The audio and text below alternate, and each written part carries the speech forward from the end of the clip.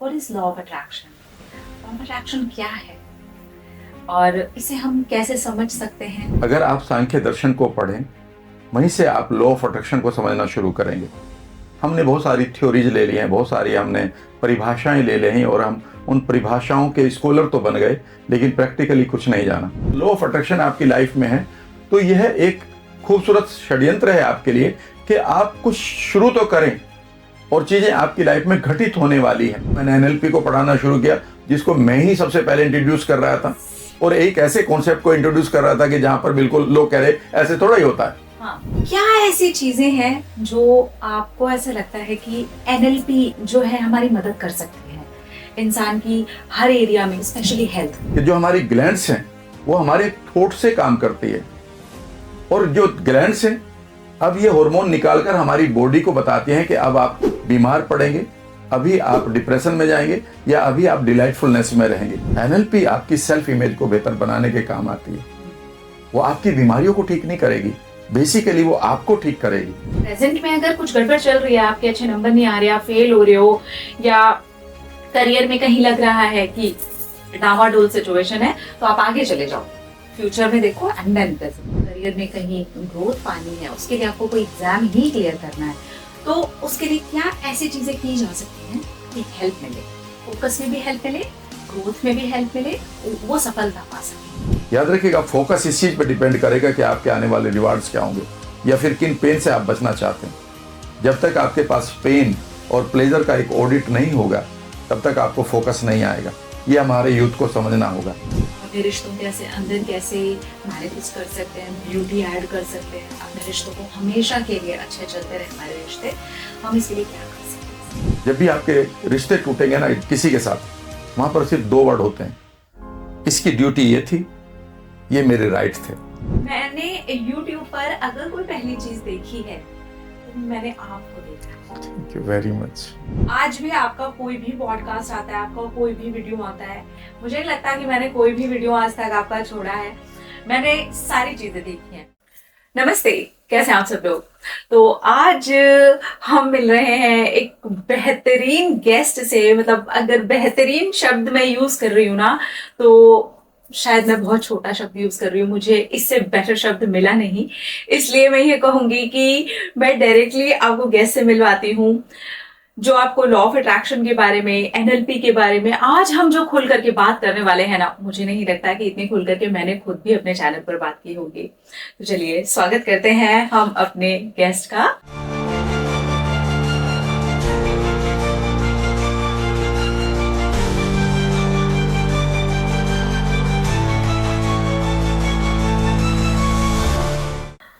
नमस्ते, thank you so much Ram sir, आप मेरे चैनल पर आए। आपके यहाँ आने के लिए, आपके यहाँ होने के लिए, हम सबके जीवन में होने के लिए बहुत बहुत धन्यवाद। Thank you sir. So nice of you, मुझे इनवाइट करने के लिए भी धन्यवाद। Thank you sir, thank you so much. मैं सबसे पहली चीज, सबसे पहले सवाल से जो शुरुआत करना चाहूंगी वो ये है कि what is law of attraction?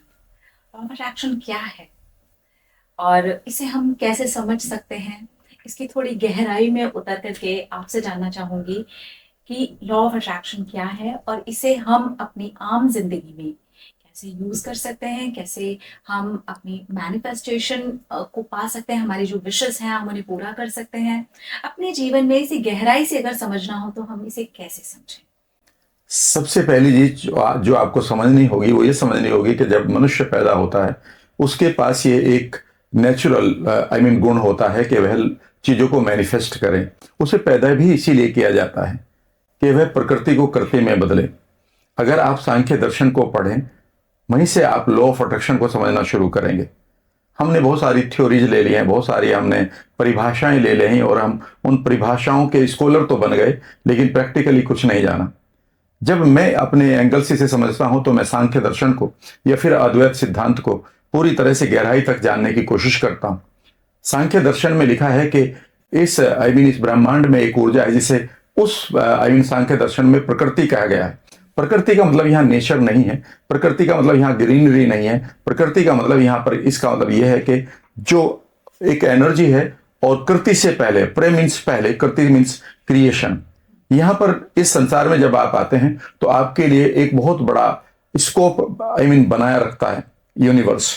वो ये है कि आपको बहुत सारा रॉ मटेरियल मिलता है, बहुत सारी यहाँ चीजें अभी भी क्रिएटेड नहीं हुई हैं। तो जब आप पैदा हुए हैं तो आपको एक एनर्जी दी गई है यहाँ पर कि चलो एक रॉ मटेरियल हम आपको देते हैं। इस रॉ मटेरियल के बारे में जगह जगह आप पढ़ेंगे। अद्वैत सिद्धांत में इसको मैजिकल प्रोडक्ट कहा गया है या मैजिकल सब्सटेंस कहा गया है। जादुई एक पदार्थ है। इसकी खास बात भी बताई गई है वहां पर कि यह आपकी सुनता है। जो भी आप चाहते हैं ये इमीडिएटली उसे कन्वर्ट करके आपकी लाइफ में प्रस्तुत करना चाहते हैं। ये मैं नहीं कह रहा हूं, ये अद्वैत सिद्धांत में है, जिसको आप मोनिस्टिक प्रिंसिपल्स कहते हैं। 200 सालों से जो यूरोप भी इसकी प्रैक्टिस कर रहा है। उसकी खास बात यह है कि हमेशा एक्सपेंड कर रहा है। उसकी दूसरी खास बात यह भी है कि यह डायनामिक है, यह इंटेलिजेंट है, इसका अपना एक थॉट है। थॉट इस तरह से है कि एक गुलाब का फूल ही बनेगा। एक आम का पौधा उसी समय पर फल देगा, चाहे आप उसे कहीं भी प्लांट कर दें इंडिया में या उस देश में, ठीक है ना। उसे जो जलवायु चाहिए वही उसको चाहिए। यानी कि उसे ऐसा कुछ है कि जो कोई उसको गाइड कर रहा है। तो ये वही पदार्थ है जिसको हम मिरेकल सबस्टेंस कहते हैं, यानी कि एक जादुई या चमत्कारी पदार्थ। इसकी खास बात यह भी बताई गई है कि हमारी सुनता है, यानी कि जो भी हम चाहते हैं इमीडिएटली ये उसे क्रिएट करने के लिए तैयार रहता है। सांख्य दर्शन में कहा है कि इसे अगर आप इस प्रकृति को समझें तो इसकी हमेशा एक चाह है हमसे कि ये कृति में बदलना चाहती है। कृति का मतलब है कि हाँ, यह क्रिएट होना चाहती है। फॉर एग्जाम्पल, ये बोतल आप देख रही है, उससे पहले ये प्लास्टिक कहीं पड़ा था, ये कलर भी कहीं पड़ा था, ये पानी भी कहीं था, ये बोतल का कोई और इसमें सब्सटेंस रहा होगा, ये जगह जगह पड़े थे। मतलब ये एक रॉ मेटेरियल था इस दुनिया में, ठीक है ना। फिर एक आदमी आता है, एक क्रिएटर आता है, जिसे उसमें पुरुष कहा गया है सांख्य दर्शन में। पुरुष का मतलब वहां पर मेल नहीं है। पुरुष का मतलब है कि एक क्रिएटर, एक उसको जन्म देने वाला, उसका जन्म होता है और ये पूरा रॉ मटेरियल उसकी सहायता करना शुरू कर देता है कि इसमें से कुछ क्रिएट करें। जो ये क्रिएशन है यही आपका लॉ ऑफ अट्रैक्शन है। यानी कि आप यूं समझिए कि अगर लॉ ऑफ अट्रैक्शन आपकी लाइफ में है तो यह एक खूबसूरत षड्यंत्र है आपके लिए कि आप कुछ शुरू तो करें और चीजें आपकी लाइफ में घटित होने वाली हैं। लॉ ऑफ अट्रैक्शन मेरे लिए एक नेचुरल फिनोमिना है। अगर आपके जीवन में लॉ ऑफ अट्रैक्शन नहीं आ रहा है, इसका मतलब है आप मेहनत कर रहे हैं कोई नेगेटिव वे में। जिस तरह से आपकी लाइफ में स्वास्थ्य होना यानी कि सेहत का होना एक नेचुरल प्रक्रिया है। आपका शरीर कभी बीमार पड़ना नहीं जानता, ये मेडिकल साइंस कहती है। इसका मतलब है जब हम बीमार पड़ते हैं तो हमें मेहनत करनी पड़ रही है। कोई ना कोई हमने यूनिवर्सल लॉ के अगेंस्ट जाना शुरू कर दिया। डिलाइटफुलनेस में रहना ये हमारी एक नेचुरल प्रकृति है। इसका मतलब है जब हम दुखी रहते हैं तो हम मेहनत करते हैं। उसी तरह से अमीर रहना एक नेचुरल प्रक्रिया है, क्योंकि आप इस यूनिवर्स के अबंडेंस के पूरी तरह से मालिक हैं। यूनिवर्स को कोई यहां पर ऑब्जेक्शन नहीं है जब आप अमीर बन रहे हैं। इसका मतलब है कि अगर हम अमीर नहीं हैं, गरीब हैं, तो यहां पर हमने मेहनत की है। अगर आप लॉ ऑफ अट्रैक्शन को समझें तो सरलता से यूं समझिए कि एक आदमी को क्या क्या करना होगा। सिर्फ एक आदमी को यह करना होगा कि उसे सिर्फ एक निर्णय लेना होगा कि आज से मैं चीजों को मैनिफेस्ट करना चाहता हूं। और ये मैनिफेस्टेशन दो जगह तो होना ही होना है। एक उसकी अपनी लाइफ के लिए, अपने परिवार की लाइफ के लिए, और अगर इसके परे जाना चाहता है तो ये यूनिवर्स फिर आपकी बेहद सहायता करती है। और वह है कि जब आप योगदान देते हैं, जिसको हम कंट्रीब्यूशन कहते हैं, और यहां पर आपकी प्रकृति आपके साथ खड़ी होती है, वो कृति में बदलने के लिए तैयार है। लॉ ऑफ अट्रैक्शन के लिए बस इतना सा आपको करना है कि एक निर्णय लेना है और कुछ चीजों को जो आपके सबकॉन्शियस में स्टॉपर की तरह पड़ी हुई है उनको समझना है और उनको रिमूव करना है। थोड़ी सी चीजों को प्लांट करना है। जिस तरह से आप दिवाली पर अपने घर की सफाई करते हैं तो कुछ चीजों को आप बाहर फेंक देते हैं क्योंकि अब वो आपके घर में नेगेटिव एनर्जी को पैदा कर रही है, और कुछ चीजों को आप लाकर रखते हैं जिससे पूरे साल आपको एक खुशबू मिलते है, एक आनंद मिलता है। इतना सा आपको करना है। ओके सर देखिए, जब ये चीजों पर बात आती है तो थोड़ा आसान लगता है कि दीपावली पे हम इस तरह से सफाई करते हैं और ये कर लेते हैं। लेकिन जब ये थॉट्स पर आती है, जब हमारे विचारों पर आती है, जब हम कुछ मैनिफेस्ट करते हैं, जैसे आपने कहा कि हमको एक निर्णय लेना है, इंसान को एक निर्णय लेना है कि वो ये मैनिफेस्ट करना चाहता है। अब वो किस तरह से, क्योंकि इतना तो हम समझते हैं कि हमें वो जो नेगेटिव थॉट्स हैं और वो हमारे लिमिटिंग बिलीव्स हैं, हमारे जो भी पैटर्न्स हैं, उनको हटाने, लेकिन इसके लिए कैसे किया जाए, इसे हम आसान कैसे बनाएं कि हम किस चीज को हटाएं और कैसे वहां पर अच्छी चीज को प्लांट करें। इसमें हम क्या ऐसी चीजें कर सकते हैं जो थोड़ी आसान हो और हर इंसान इसे अपनी आम जिंदगी में लगा सके और उसका आनंद उठा सके। अब यहाँ पर दो चीजें समझ लीजिएगा। यहाँ पर पहली चीज मैं आपको दूंगा, दो वर्ड दूंगा, एक है इंटेंशन और एक है इंटेंसिटी। इंटेंशन और इंटेंसिटी को जब आप समझेंगे तो ये पहला काम होगा, लेकिन इन दोनों को हमारा क्या मारता है उस चीज को भी हम लेंगे, ठीक है ना। इंटेंशन का मतलब है कि आप एक विचार पैदा करते हैं कि मुझे ये जीवन चाहिए, मुझे ये जिंदगी चाहिए, मुझे ये चीजें चाहिए, मुझे ये प्रोग्रेस चाहिए, मुझे ये लाइफ चाहिए, मुझे ये कम्युनिटी चाहिए, मुझे ये रिलेशनशिप चाहिए, मुझे इवन ये पैसा चाहिए, मुझे ये आनंद चाहिए। तो एक इंटेंशन रखते हैं और इंटेंशन हर आदमी रख सकता है।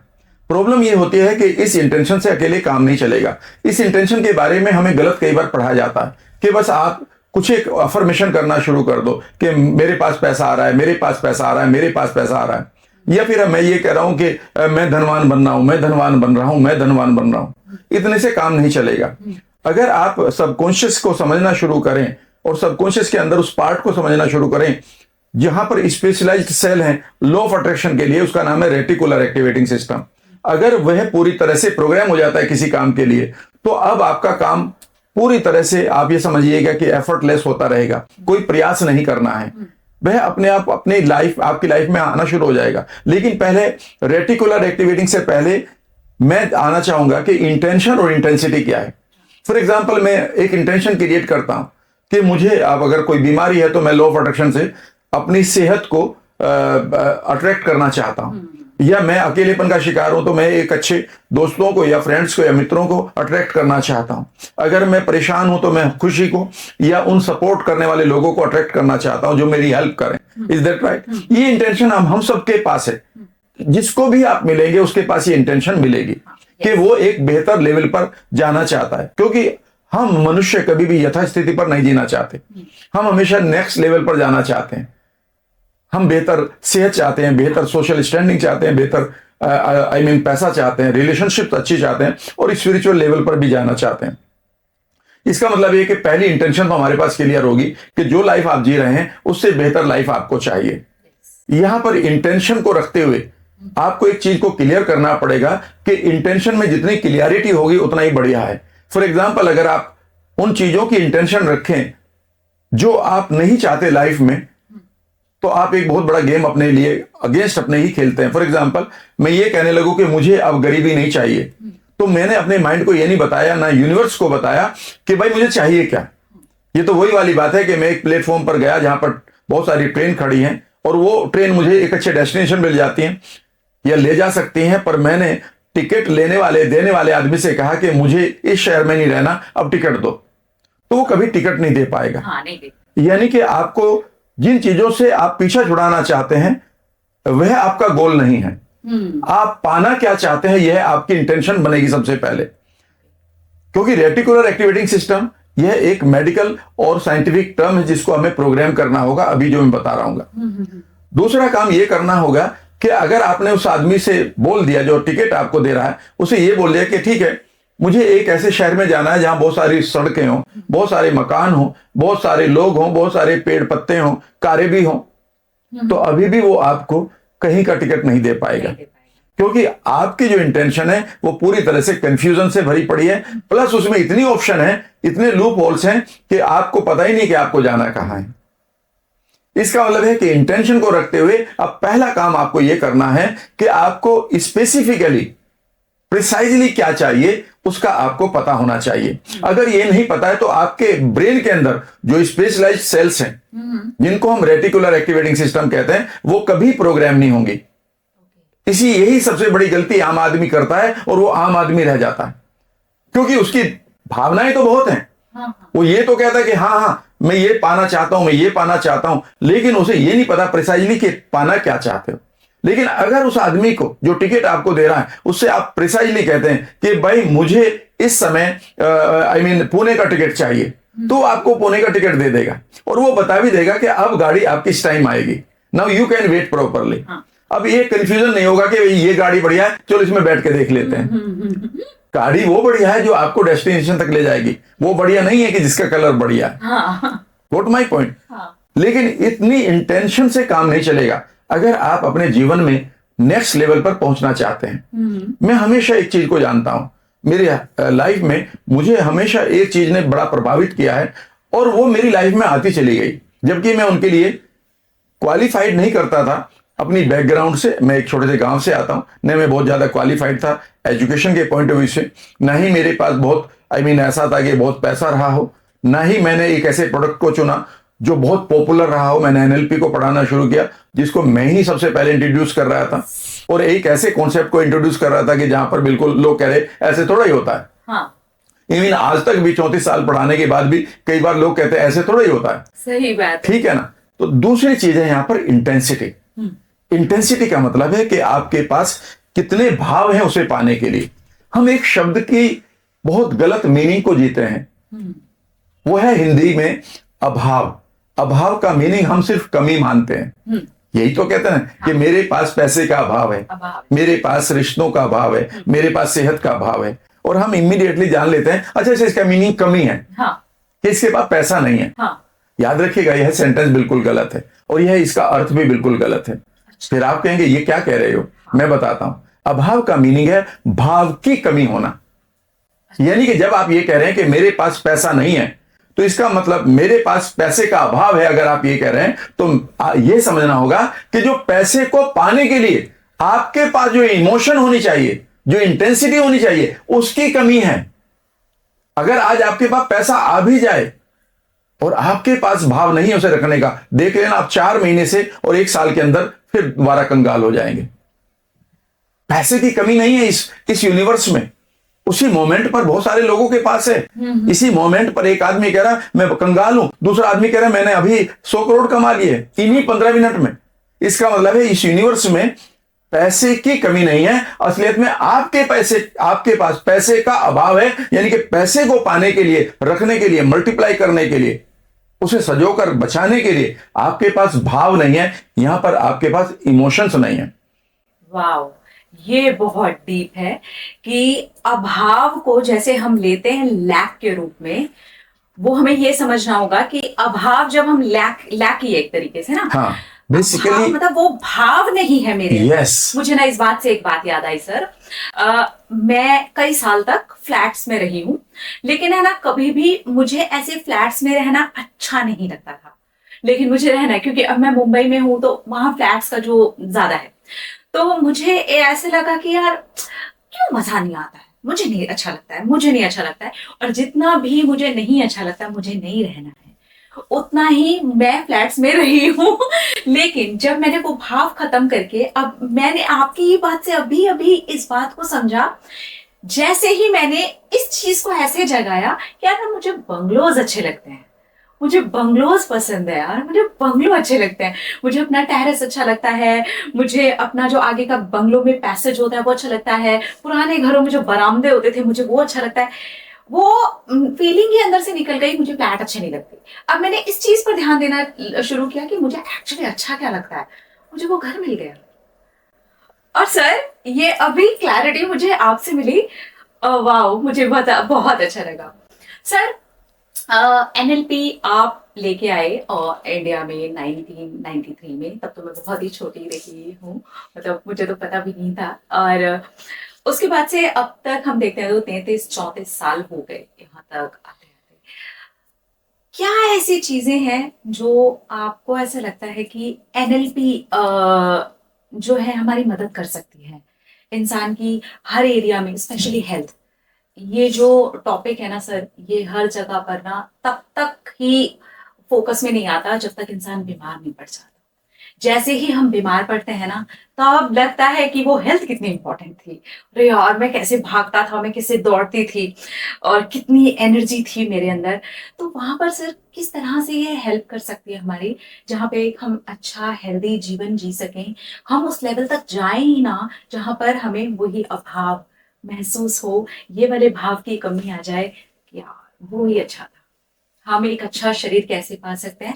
और जिन लोगों के अंदर ऑलरेडी कुछ प्रॉब्लम्स हैं, लाइक उनको कुछ हेल्थ इश्यूज हैं, कोई बीमारी है, छोटी बीमारी या बड़ी बीमारी, वहां पर हम किस तरीके से अपने माइंड को सेट कर सकते हैं? यहाँ पे हमारी एनएलपी कैसे मदद कर सकती है कि हम एक अच्छी हेल्थ, हमेशा एक हेल्दी बॉडी अचीव कर सकें? देखिए, जब आप सेहत की बात करते हैं तो अगर आप बिल्कुल बेसिक पॉइंट को समझे तो सबसे लास्ट पॉइंट हमारा ये होता है कि हमारे पास 60 ट्रिलियन सेल्स हैं। और उनकी खास बात यह है कि हमारे पास बालों की सेल्स है, हमारे पास स्किन की सेल है, हमारे पास मसल्स की सेल है, हमारे पास बोन्स की सेल है, हमारे पास इम्यून सेल्स हैं। पर डू यू नो कि इन सेल्स का काम क्या है? इनकी सेल्स का काम है कि ये 24/7 आपके लिए प्रोटीन बनाती है। आपके शरीर में 1,40,000 तरह की प्रोटीन है। 40,000 तरह की प्रोटीन आपकी सेल्स रेगुलेट करती हैं और 1 लाख तरह की प्रोटीन वो प्रोड्यूस करती हैं।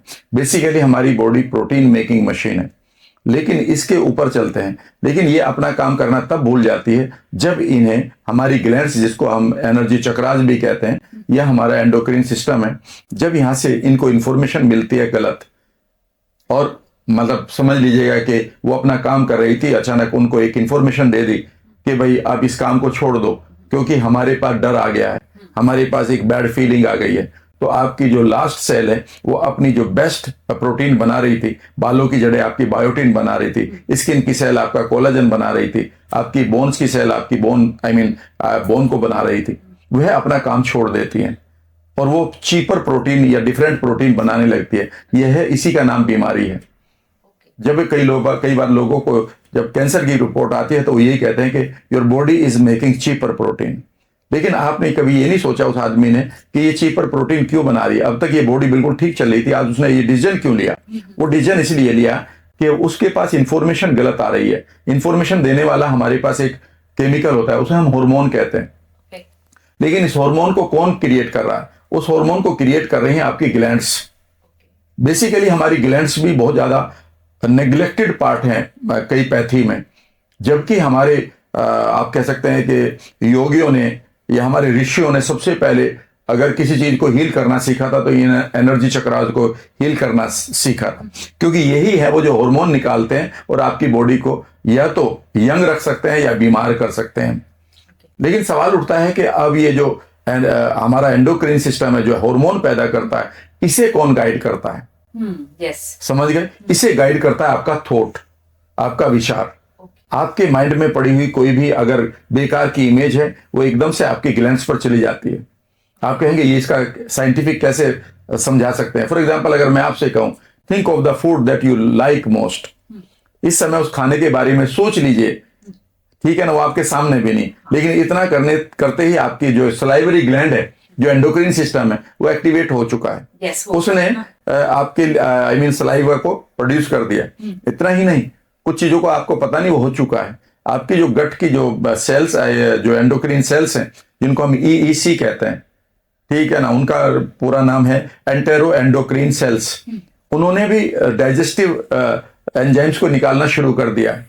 इतना ही नहीं, आपके गॉल ब्लैडर ने तैयारी कर ली है कि ये जो खाना आपने देखा है, इसे पचाने के लिए उसे बाइल जूस को कितनी देर बाद आपके छोटी आंत में पंप मारना है।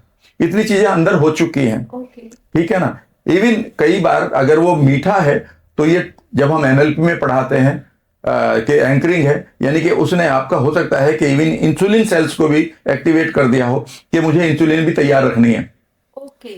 आप ये समझिए कि सिर्फ एक पिक्चर आपने बनाई है या एक थॉट लिया है कि मेरा फेवरेट फूड, और आपकी बॉडी ने काम करना शुरू कर दिया है सेल्यूलर लेवल पर।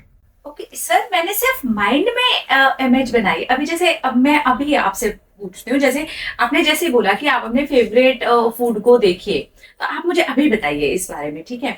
मैं जैसे आपने बोला ना कि अपने फेवरेट फूड को देखिए, मैंने देखे बड़े सारे फ्रूट्स, क्योंकि मुझे फ्रूट्स पसंद है, स्पेशली चीकू मुझे बहुत पसंद है। वो अचानक मेरे माइंड में आया और आपने जैसे ही बोला ना कि उसका टेस्ट जो है वो आपको आने लगा होगा, सलाइवा में आपको फील होने लगा होगा। एग्जैक्टली मुझे वो फील हुआ।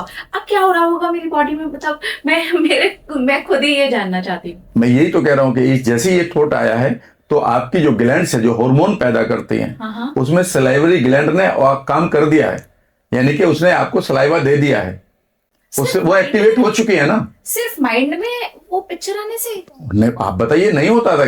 मुंह में पानी आ जाता है ना। तो इसका मतलब है कि जो मुंह में पानी क्रिएट किया है वो आपकी सलाइवरी ग्लैंड है। तो बेसिकली हमारे ऋषियों मुनियों ने ये बहुत पहले जान लिया था कि जो हमारी ग्लैंड्स हैं वो हमारे थॉट से काम करती है, और जो ग्लैंड्स हैं अब ये हार्मोन निकालकर हमारी बॉडी को बताती हैं कि अब आप बीमार पड़ेंगे, अभी आप डिप्रेशन में जाएंगे, या अभी आप डिलाइटफुलनेस में रहेंगे। इसका मतलब यह है कि हर वक्त इस समय अगर सिर्फ आप सोच ही लें कि आपके पीछे कोबरा घूम रहा है, तो भी वह आपकी बॉडी ऐसे करना शुरू कर देगी। यानी कि आपको बचाने वाली जो ग्लैंड्स हैं उन्होंने वो हार्मोन निकाल दिया है जो आपकी बॉडी पर चला गया है, और आप एकदम से ऐसे करना शुरू कर रहे हैं। यानी कि आपका थॉट आपकी बॉडी को हर टाइम प्रभावित कर रहा है, आइदर पॉजिटिवली और नेगेटिवली। तो जितनी भी बीमारियां हमें हैं वो बेसिकली आपके माइंड से शुरू होती हैं और बॉडी में दिखाई देती हैं, जिन्हें हम साइकोसोमेटिक डिजीज कहते हैं। चाहे वो आपका बालों का गिरना है, चाहे वो स्किन में सोराइसिस है, चाहे वो आपके पेट का खराब होना है, किसी को कैंसर है और तो किसी को माइग्रेन है, किसी को डिप्रेशन हो रहा है, या किसी को ओवर थिंकिंग हो रही है। इसका सिंपली मीनिंग यह है कि आपके पास माइंड में या तो विजुअल्स बहुत खतरनाक चल रहे हैं, या अनवांटेड चल रहे हैं, या कुछ साउंड्स बेकार की चल रही हैं। जब आप बीमार पड़ते हैं तो ये जो अनवांटेड विजुअल्स हैं, यहाँ पर हो सकता है किसी के पास पेनफुल मेमोरी हो सकता है किसी ने बचपन में किसी एब्यूज का सामना किया हो, और आज भी कई अखबार पढ़ता है कि एक लड़की के साथ एब्यूज हुआ है, तो अचानक उसको माइंड उसका जो है आप उसके पास्ट में जाकर उसकी अपनी इमेज को उठा लेता है, और उसकी बॉडी में वो अनवांटेड हार्मोन्स निकलने शुरू हो जाते हैं जो हमारी ग्लैंड से निकलते हैं, और वो हमारी सेल पर जाकर अपना काम छोड़ते हैं। हमारी बॉडी कुछ एक टाइम के हार्मोन को एडजस्ट कर लेती है। थोड़ी सी स्ट्रेस आई, हमारी बॉडी ने बेकार की कोर्टिसोल को निकाला, फिर वो नॉर्मल हो गई। इसे हम होम्योस्टेटिस कहते हैं, यानी कि हमारी बॉडी नेचुरल अवस्था में आना जानती है।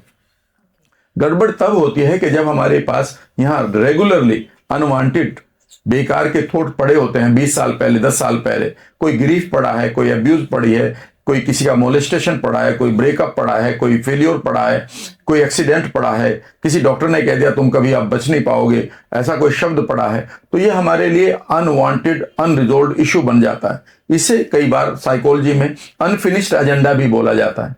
यह अनफिनिश्ड एजेंडा बेसिकली आपके ग्लैंड्स को इस समय भी प्रभावित कर रहा है नेगेटिवली, और हो सकता है कि इस समय आपकी एड्रेनल ग्लैंड कोर्टिसोल निकाल रही हो। आप देखेंगे कि आप 3/4 लोग हमारे देश में ऑलमोस्ट मोटापे की तरफ जा रहे हैं, उनकी टमी को आप देख सकते हैं। इसका मतलब ये नहीं है कि ये सबके साथ कैलोरीज की प्रॉब्लम है। मैं अपने गांव में जाता हूं, मैं अपने बड़े भाई को जानता हूं, वो कितनी कैलोरीज खाते हैं, but they are very young, I mean slim. और ये प्रूव हो चुका है कि हमारा जो मोटापा है वो कैलोरी बेस्ड नहीं है। ये अभी पुराना कॉन्सेप्ट चल रहा है जिम्स में। यह हमारी जेनेटिक प्रॉब्लम भी नहीं है, बेसिकली यह कोर्टिसोल की प्रॉब्लम है कि जो हमने हमारा जो बेकार का जो केमिकल है वो इतना रिलीज करना शुरू कर दिया। कितने दिन हो जाते हैं हमें हंसे हुए, कितने दिन हो जाते हैं हमें मस्ती के साथ अपने दोस्तों के साथ ये भूल जाने के लिए कि हम बच्चे की तरह खेल लें। हम पूरी तरह सिविलाइज्ड हो जाते हैं कि अब यहाँ हंसना नहीं है, अब ये सीरियस रहना है। तो याद रखिएगा, जब भी आप इस कोर्टिसोल को रिलीज कर रहे हैं तो आप देखेंगे इसका नाम है एड्रेनल फटीग। 99% लोग इस समय एड्रेनल फटीग के शिकार हो गए, यानी कि उनका एक ग्लैंड जो है जिसका नाम एड्रेनल ग्लैंड है वो इतना ओवर एक्टिव काम कर रही है कि वो थक चुकी है। यह हमारी बीमारी का कारण है, क्योंकि जब वो हार्मोन निकलेगा तो हमारी हर एक सेल को बताएगा we are not okay, and we are not okay में वो सेल क्या करेगी, जो उसका नेचुरल काम है उसे भूल जाएगी।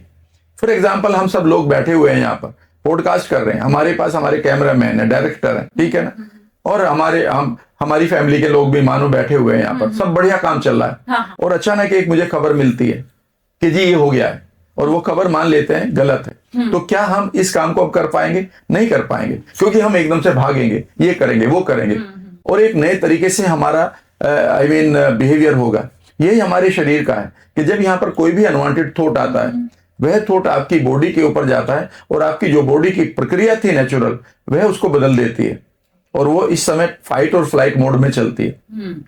एनएलपी का यही काम है कि अगर वो थोड़ा बहुत फाइट एंड फ्लाइट मोड आया कि भैया आपका पर्स खो गया, और फिर क्या कि मिल भी गया, या पर्स में कोई ज्यादा पैसा नहीं था, आपका कोई क्रेडिट कार्ड भी नहीं था, तो कोई प्रॉब्लम नहीं हो, कल तक शाम तक आप ठीक हो जाते हैं।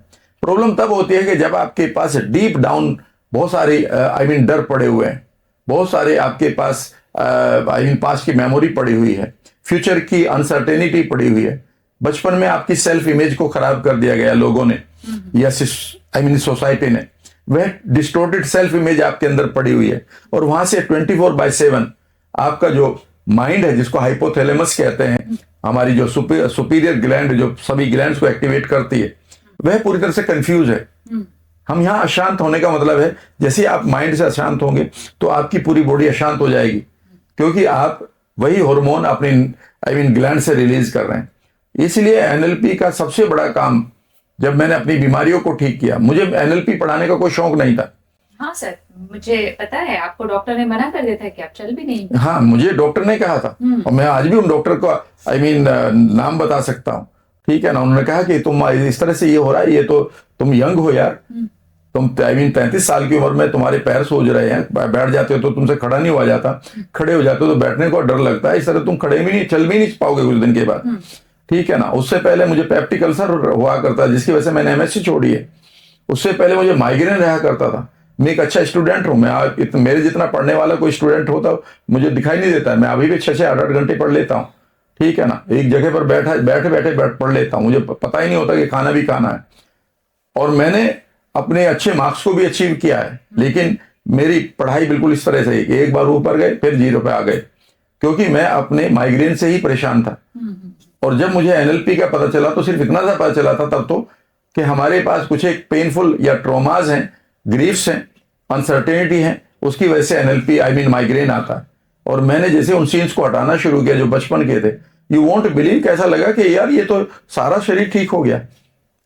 मैं अब देखता हूं पिछले 34 सालों में, मुझे माइग्रेन की बात है, मैं अगर 3-3 रात भी जाग लेता हूं, मुझे थोड़ा बहुत ही फील होता है कि हल्का सा हेडेक हो रहा होगा, ठीक है। और मैं 7-8 किलोमीटर आराम से चल लेता हूं इजीली। अभी भी जब मैं आपके साथ ये पॉडकास्ट कर रहा हूं तो मैं 42-43 सूर्य नमस्कार लगा के आया हूं। तब मुझे पता चला है कि आप माइंड से क्या क्या कर सकते हैं। आप सारा माइंड से आप अपने पूरी बॉडी को अलाइन कर सकते हैं। और जब मैंने इसको सिखाना शुरू किया तो लोगों को भी रिजल्ट आना शुरू हुआ। तो माइंड को एक बार नए तरीके से आप अलाइन करिए। वहां पर 2-3 चीज पड़ी हैं। आप अपने पेनफुल पास्ट से पीछा छुड़ाइए। एनएलपी की प्रैक्टिसेस में आप अपनी पेनफुल मेमोरीज को हटा सकते हैं। आप अपनी सेल्फ इमेज को बढ़िया बनाइए। आप अपने फ्यूचर को ब्राइट देखिए। आपके पास बेकार के ट्रिगर्स पड़े हैं, उनको कोलैप्स करिए। आप इंटरनल अलाइनमेंट करिए कि आपकी वैल्यूज क्या है, आपके संस्कार क्या है, आपकी पहचान क्या है, आपकी यकीन क्या है। जैसे ही यहाँ पर अलाइनमेंट करेगी, आपकी बॉडी उसी तरह से काम करना शुरू कर देगी। मतलब जो हमारे ट्रॉमाज हैं, हमारा पेन है, कोई पेनफुल मेमोरी है, या लाइफ में ऐसी कोई घटना घट गई जिसने हमें दर्द दे दिया, अगर वो हमारे माइंड के अंदर रह जाती है तो ये भी हमारे लिए, मतलब ये ही नहीं, ये ही हमारे लिए बीमारी का कारण बनती है। और हमारा जो शरीर है फिर उसको बाहर फेंकना शुरू करता है। वही है ना कि डॉक्टर फिर हमें बताते हैं कि आप ये बीमार हैं, आपको ये वाली बीमारी, आपको माइग्रेन हो गया, आपको कैंसर हो गया, आपको जो भी बीमारी है। तो यानी कि उस चीज को हमें अपने अंदर से हटाना होगा और अच्छी, फ्रेश, हैप्पी चीजों को वहां पर प्लांट करना होगा। एग्जैक्टली आपका माइंड एक बाग की तरह है, उस जमीन की तरह है जिस जमीन में एक पौधे को, आप मनपसंद पौधे को उगाने के लिए बड़ी मेहनत करते हैं। माली रखना पड़ता है, उसको बचाना पड़ता है पाले से, जाड़े से, बरसात से, ओले से। लेकिन अगर वहां पर आप कुछ भी नहीं, कोई अच्छा पौधा नहीं उगाते तो झाड़ झंकाड़ अपने आप पैदा हो जाते हैं। इसका अपोजिट उल्टा नहीं है, इसका इम्पॉसिबल नहीं है। एक बाल्टी पानी में एक बूंद कीचड़ की उसे बर्बाद कर देती है, गंगा जल को। लेकिन इसका उल्टा पॉसिबल नहीं है। यही याद रखिएगा, जब तक कि आप अपने माइंड को चलाना नहीं सीखेंगे और वहां पर अच्छे गोल्स के विजुअल्स को इम्प्लांट नहीं करेंगे तो बेकार की जरूर आएंगे। कई बार लोग कहते हैं जी मुझे बहुत ओवर थिंकिंग हो रही है। मैं कहता हूं आपको ओवर थिंकिंग नहीं हो रही, आपने पॉजिटिव थिंकिंग के लिए या अच्छी थिंकिंग के लिए जो आपके पास आउटकम की इमेजेस थी उनको अभी तक नहीं डाला। ये शो कर रहा है। जब वो कहते हैं कि मैं बड़ा काम नहीं कर पा रहा हूं तो मैं कहता हूं आपकी सेल्फ इमेज ही छोटी है। कई बार मोटिवेशनल स्पीकर कहेंगे कर ले अपने मन की, कर ले अपने मन की। मैं उनके अगेंस्ट नहीं हूं, पर मुझे ये बातें अच्छी नहीं लगती। अगर मेरा वजन 30 किलो का है तो यह एक प्रैक्टिकल बात है कि आप मुझसे 1000 किलो का वजन नहीं उठवा सकते। और अगर मैंने उठा भी दिया तो वो क्षणिक होगा। या फिर उसके बाद मेरी बॉडी पूरी तरह से खराब हो चुकी होगी, या अगली बार मुझे फोबिया आ जाएगा कि मैं नहीं उठाऊंगा। लेकिन अगर आप मुझसे 1000 किलो का वजन उठवाना चाहते हैं और आप में एक कला है कि आप मुझे 500 किलो का बना दे, तो मैं उठा लूंगा और वो मेरे लिए एक यूजुअल काम होगा। लोग क्या करते हैं कि बिना मतलब एक छोटी सी एंजाइटी से भरी हुई सेल्फ इमेज को मोटिवेट कर रहे हैं कि तू बड़ा काम कर, तू बड़ा होमवर्क कर, तू बड़ा पैसा कमा। अरे उसकी सेल्फ इमेज को ठीक करो। आप किसी रिश्ते में जा रहे हैं टूटी हुई सेल्फ इमेज को लेकर, आप क्या करेंगे उस रिश्ते का? तुम उसका बिल्कुल धंधा खराब करके आओगे। दूसरे आदमी को आप नार्सिस्टिक बिहेवियर दोगे ही दोगे, क्योंकि आपकी सेल्फ इमेज ही खराब है। आप बड़ा पैसा कैसे कमा लेंगे छोटी सेल्फ इमेज से? याद रखिएगा, 6 साल की उम्र तक हम अपनी सेल्फ इमेज को खो देते हैं, अपने घरों में, अपने स्कूल्स में। 6 साल की उम्र तक आपको बताया जाता है तुमसे ये अच्छा नहीं लिखा जाता, रेफरेंस आ जाते हैं। अगले दिन आप डरते हैं स्कूल में जाते हुए, ओ माय गॉड मेरे से कहीं गलती तो नहीं है। 6 साल की उम्र से पहले आप मैनिपुलेटिव पर्सनालिटी को ले चुके होते हैं, क्योंकि आप जान जाते हैं कि मेरी टीचर किस चीज पर मुझे अवार्ड देगी और किस चीज पर मैं पनिशमेंट से बचूंगी। आपको पता चल जाता है कि एक टीचर ने पूछा आपकी छोटे से एक कजन से, आपने होमवर्क क्यों नहीं किया? आपकी कजन ने कह दिया कि मेरे पापा बीमार थे, और आपको पता है ये झूठ बोल रही है। वो कहती है ओके बेटा don't worry, and now from there you have got a reference कि यहां पर पनिशमेंट को कैसे अवॉइड किया जाता है।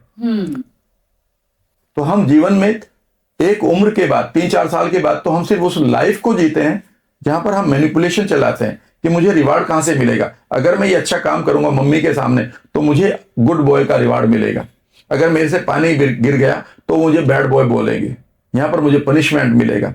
तो हमारा सारा व्यक्तित्व जो है वो वह नहीं है जो हमें पैदा हुए हैं। हमारा सारा व्यक्तित्व वो है जहां पर हमें रिवार्ड और पनिशमेंट के इस मॉडल से निकाला गया है। So your personality is not yours. मतलब ये नकली हो, ये सारा नकली है, ये सब नकली है, और उसी नकली पर्सनालिटी को हम पूरी लाइफ जीते हैं। अगर आप कभी बदलना चाहते हैं, अगर आप अपने आप को बेस्ट कभी भी गिफ्ट देना चाहते हैं, तो मैं एक ही चीज कहता हूं, वो ये है कि अपनी सेल्फ इमेज को एक बार फिर हील कर लो। जैसे ही वो सेल्फ इमेज हील हो जाएगी, आपको ना किसी बड़े पावर की जरूरत पड़ेगी, आप ना ही किसी बड़े न्यूट्रिएंट की जरूरत पड़ेगी बॉडी को ठीक करने के लिए। एक कहावत है ना, smaller the self image bigger the jewellery. कई बार लोग जो पावरफुल आपको दिखाई दे रहे हैं, हाँ।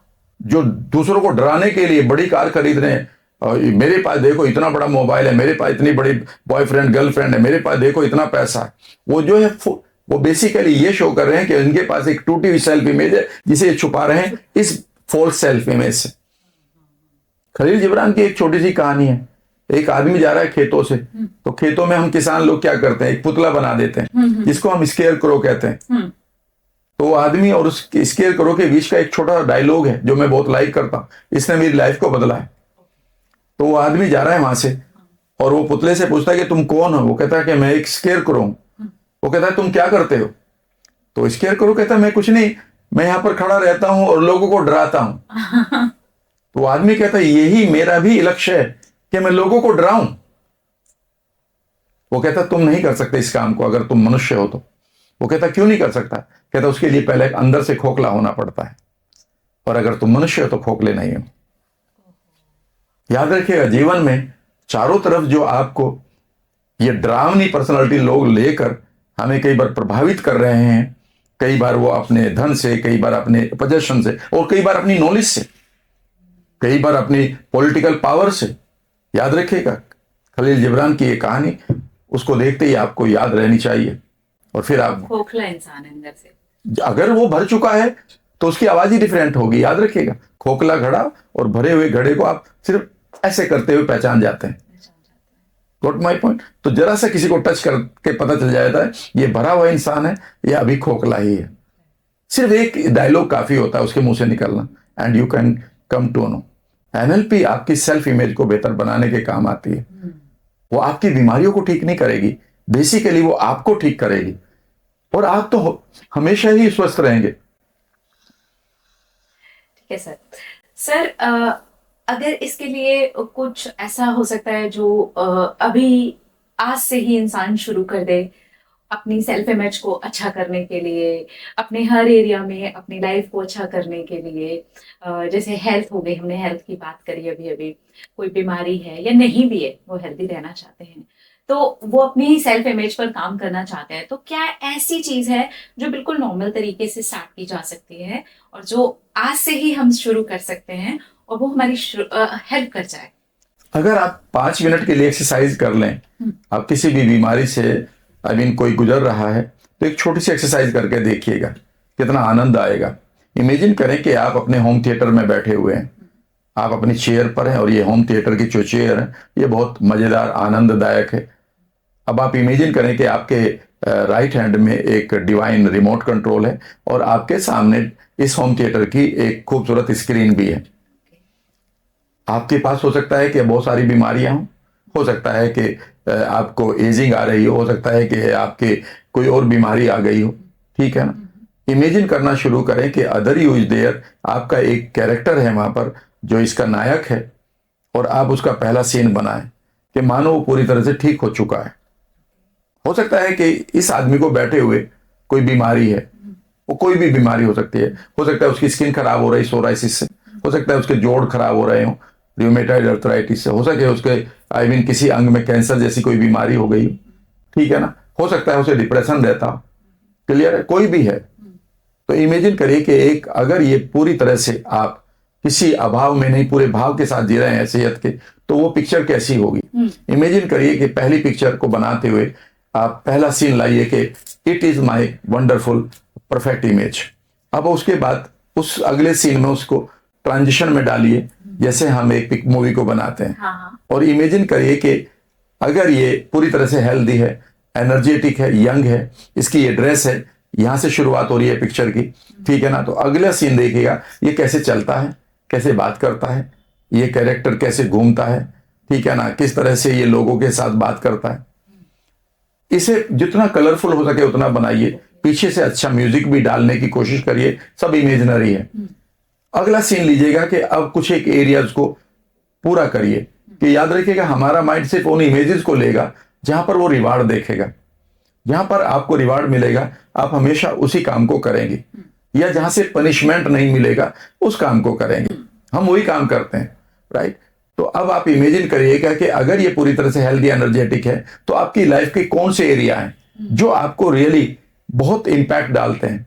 तो फॉर एग्जाम्पल, तो मेरी लाइफ का तो एरिया ये है कि अगर मैं बीमार हूं और मैं वहां पर ठीक हो गया हूं तो मैं अगला वो देख रहा हूं मैं अपना काम कैसे कर रहा हूं। मेरे सामने हजारों लोग हैं, मैं उनके बीच में उनको टच कर रहा हूं, कुछ को गले लगा रहा हूं, कुछ रो रहे हो तो हंसा रहा हूं, अपने नोट्स बना रहा हूं, अपनी किताबें पढ़ रहा हूं, बढ़िया ट्रेवल कर रहा हूं, खूबसूरत लोगों के मुझे फोन आ रहे हैं, उनके इश्यूज को रिजोल्व कर रहा हूं। तो ये मेरी पिक्चर हो गई, लेकिन हो सकता है आपकी डिफरेंट हो।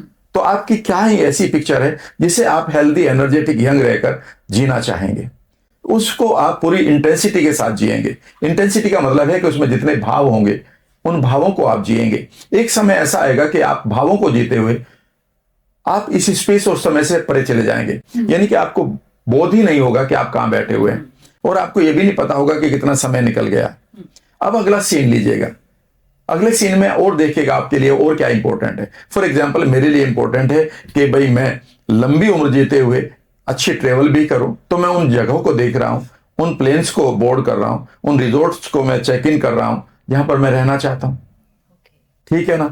उन लोगों के साथ है, कुछ एक विशेष लोग हैं मेरी लाइफ में, मेरे परिवार के हैं, मेरे कुछ मित्र हैं, ठीक है ना, जो बहुत क्लोज हैं, उनके साथ मैं वहां पर हूं। मैं उस एक्टिविटी को कर रहा हूं जो मैं करना चाहता हूं, जहां से मुझे आनंद आ रहा है। उस आनंद को यहां पर महसूस करना है, देखना वहां है। इस समय आप अपने हार्मोन्स को रीडिजाइन कर रहे हो, अपनी ग्लैंड्स को नए तरीके से हील कर रहे हो। और क्या होगा, अब मेरे आपका हो सकता है कि आप हेल्दी एनर्जेटिक यंग होकर बहुत पैसा भी कमा रहे हैं, तो आप उस एक्टिविटी को देखिए कि आप पैसा कमा रहे हैं, आप ये प्रोड्यूस कर रहे हैं, ये डायरेक्ट कर रहे हैं, ये गाइड कर रहे हैं, जो भी कर रहे हैं, ठीक है ना। आप एक बड़ी यूट्यूबर बनकर अपनी नई पर्सनालिटी को एंजॉय कर रहे हैं कि बड़े बड़े लोग आपके चैनल पर आ रहे हैं, ठीक है ना। आप एक नए लेवल के एंजॉय रिवार्ड्स को एंजॉय कर रही हैं, जो भी है। अब इस मूवी को कम से कम 25 से 30 बार देखिए, वहीं पर शुरू से फिर अंतिम तक आप यहीं बैठे हुए हैं और आप उसे देखिएगा। अब तक आपका माइंड इस विजुअलाइजेशन को एक मूवी की तरह देख चुका है, जैसे एक डायरेक्टर जानता है कि मेरा पहला सीन क्या होगा बनने से पहले और इवन लास्ट सीन क्या होगा मूवी का, उसे पता होता है।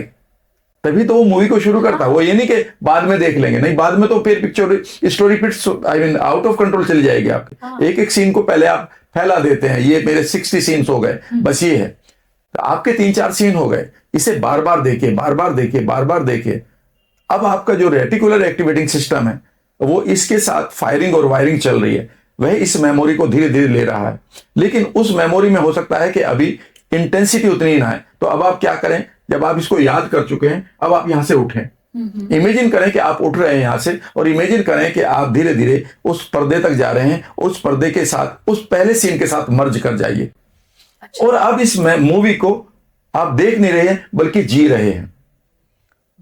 Now you are living that character, कि मैं ऐसा दिख रहा हूं या दिख रही हूं, ऐसे मैं बात कर रहा हूं, इस समय मैं ये कर रहा हूं। इस समय जो आपकी इंटेंसिटी है वह इंटेंशन थी उधर, अब यह इंटेंसिटी क्रिएट हुई है। यह इंटेंसिटी अब आपके अंदर नए ट्रिगर्स क्रिएट करेगी हेल्थ के। इस समय आपकी ग्लैंड्स उन हॉर्मोन्स को बंद कर देगी जो इस समय आपकी बीमारी के कारण, आपके डर के कारण, बेकार के रेफरेंस के कारण जो हार्मोन निकल रहे हैं, इस समय आप अपनी कल्पना से ही तो अपने हार्मोन को निकाल सकते हैं ना। कल्पना ही तो करी थी ना जैसे फेवरेट फूड की, और हार्मोन क्रिएट हो गए ना। तो अब आप इस मोमेंट को जीते हुए अपनी पूरी बॉडी के जो खूबसूरत हार्मोन हैं उन्हें आप अपनी सेल तक भेज रहे हैं। इस समय आपकी सेल्यूलर लेवल पर बदलाव आ चुका है। अगर आप इसे रेगुलरली करते रहें, अब पहली बार में तो आपको 20-25 मिनट लगेंगे, अगली सुबह उठिए, चुपचाप बैठ जाइए और इमेजिन करिए पर्दे पर वही आपकी मूवी है, और इमेजिन करिए कि मैं गया उस पर्दे के साथ, पहले सीन के साथ मैंने अपने आप को इंटीग्रेट या मर्ज कर लिया, और एक बार जी लें। इसमें रोजाना एक सीन और भी जोड़ दें कि भाई आप करोड़ों कमा रहे हैं। एक सीन आप भी जोड़ सकते हैं कि 100 करोड़ कमा के 10% वर्मा जी को भी दे रहे हो। ठीक है, मैं ये सीन जोड़ दूंगी। तो ये आपका लो प्रोटेक्शन हो गया। लेकिन आप देखेंगे कि पहले ही दिन आपकी स्किन, आपकी ग्लैंड्स, आपके हार्मोन, आपकी एनर्जी, इवन आपकी टोनैलिटी, आपके पोजेस, बोलने के तरीके, ठीक है ना, आपका बेस जो है आवाज को बदलना शुरू हो जाएगा। नए तरीके से लोग आपको लेना शुरू कर देंगे और वो कहेंगे कि पता नहीं क्यों आप बहुत अच्छी लगने लगे हो। आपके परिवार के लोग बोलने लगेंगे, because you will start getting the subtle message, जो सूक्ष्म संदेश है वो आपको आप देना शुरू कर देंगे लोगों को। वाह सर, मैंने ये समझा इंटेंशन एंड इंटेंसिटी। फिर ये बेसिकली जो इंटेंसिटी आई वो आप प्रेजेंट में लेकर के गए कि मैं वहां से चल करके जा रही हूँ।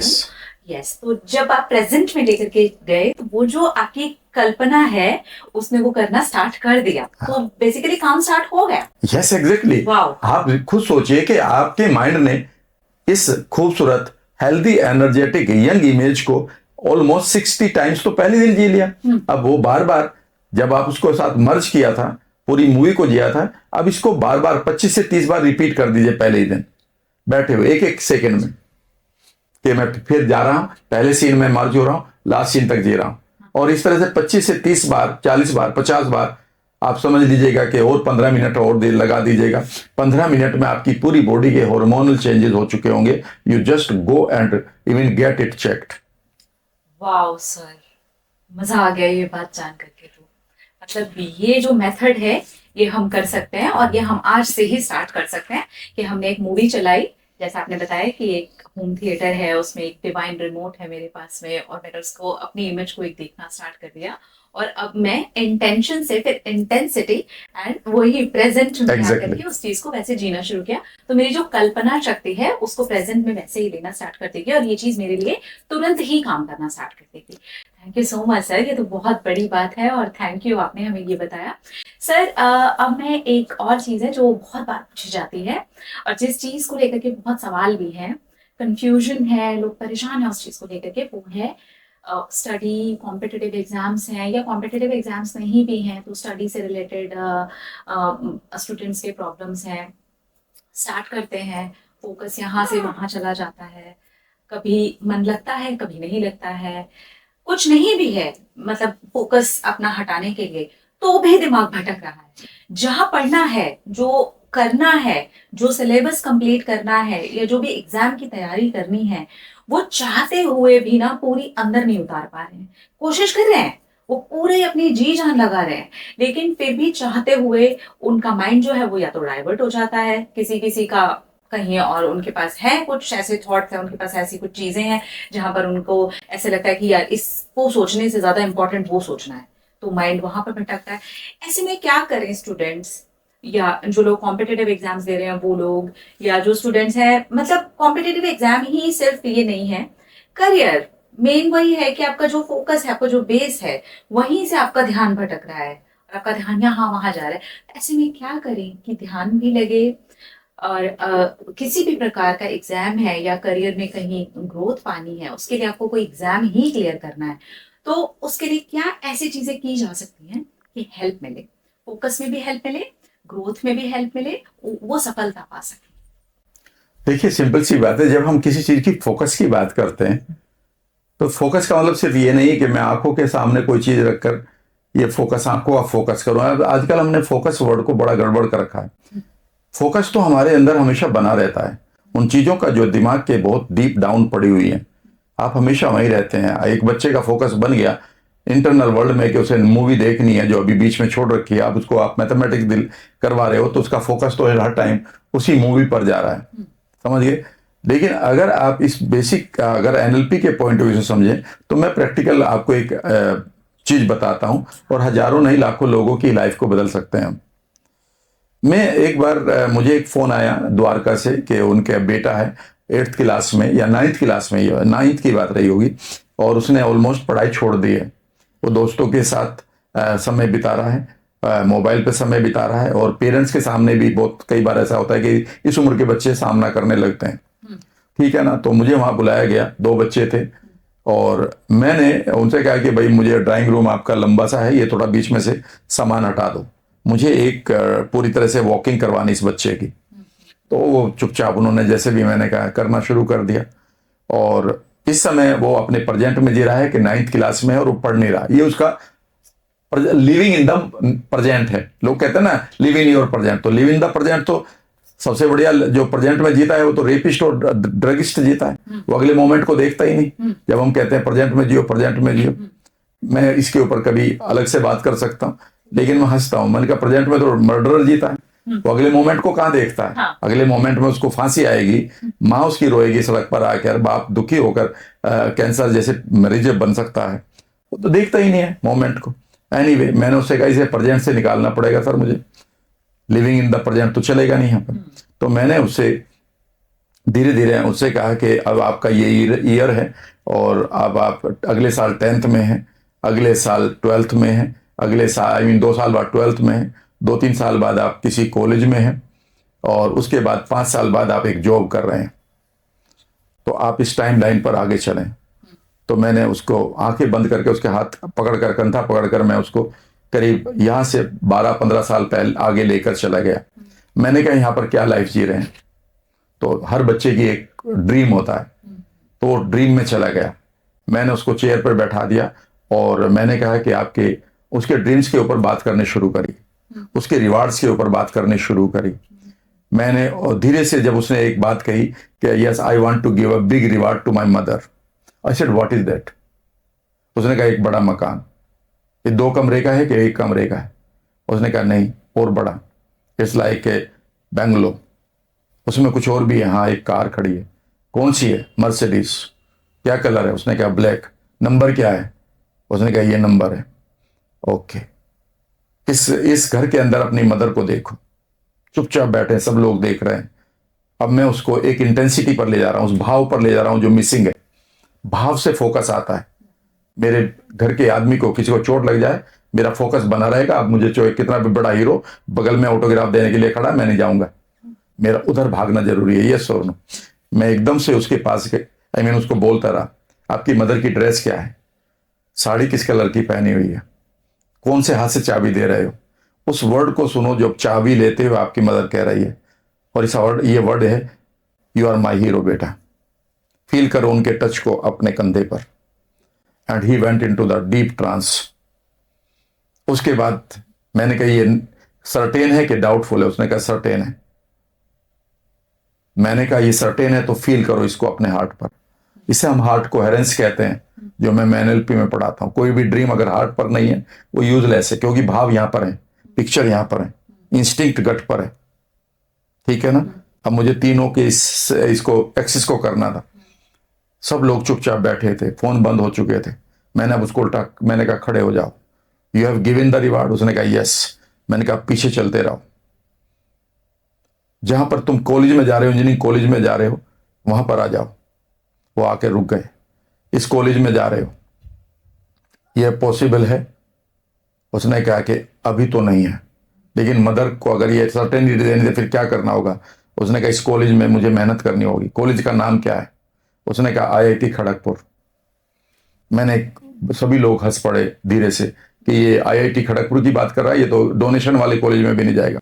मैं उसे 4 साल पहले लाया। मैंने कहा ये 12th है, कौन सा ईयर है? ये ईयर है। कितने मार्क्स आ रहे हैं? इतने आ रहे हैं अभी। और उस गिफ्ट को देने के लिए कितने आने चाहिए? उसने कहा 99+ आने चाहिए। कोई बात नहीं। मैंने फिर 10th में लाया कि ये यहाँ पर कितने % आएंगे अगर बच्चा वही कर रहा है जो अभी कर रहा है। उसने कहा 50। कितने आने चाहिए? उसने कहा 90।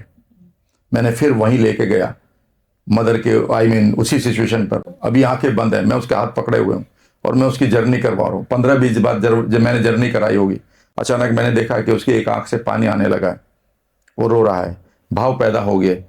मैंने कहा जी चलो मैं तो चलता हूँ। उन्होंने कहा सर काम हो गया? मैंने कहा हाँ। वो बच्चा अपने कमरे में चला गया। मुझे करीब 3 महीने बाद मेरे बीच के फ्रेंड ने बताया, जो मुझे लेकर गया था, कि सर क्या करके आया वहां? तो दीवाना हो गया। उसने तो सबको मना कर दिया कि मैं नहीं खेल, मैं तुम्हारे साथ नहीं रहूंगा। वो पढ़ने लगा। इवन उसका जो हिंदी सब्जेक्ट सबसे पुअर था, उसमें उसने टॉप कर दिया अपने क्लास को। बाकी जगह तो वो टॉपर है ही, मतलब टॉपर की उसके पास थी सिचुएशन। एनीवे, मुझे करीब 4-5 साल बाद फिर एक फोन आता है उसी घर से कि सर हमारी बेटी भी थोड़ा सा गड़बड़ कर रही है, एक बार और आ जाओ। और हमारे बेटे ने कहा है कि राम सर को ही बुलाओ। मैंने धीरे से पूछा कि आपका बेटा क्या कर रहा है? उसने कहा आईआईटी खड़गपुर। याद रखिएगा, फोकस इस चीज पर डिपेंड करेगा कि आपके आने वाले रिवार्ड्स क्या होंगे, या फिर किन पेन से आप बचना चाहते हैं। जब तक आपके पास पेन और प्लेजर का एक ऑडिट नहीं होगा, तब तक आपको फोकस नहीं आएगा। यह हमारे यूथ को समझना होगा।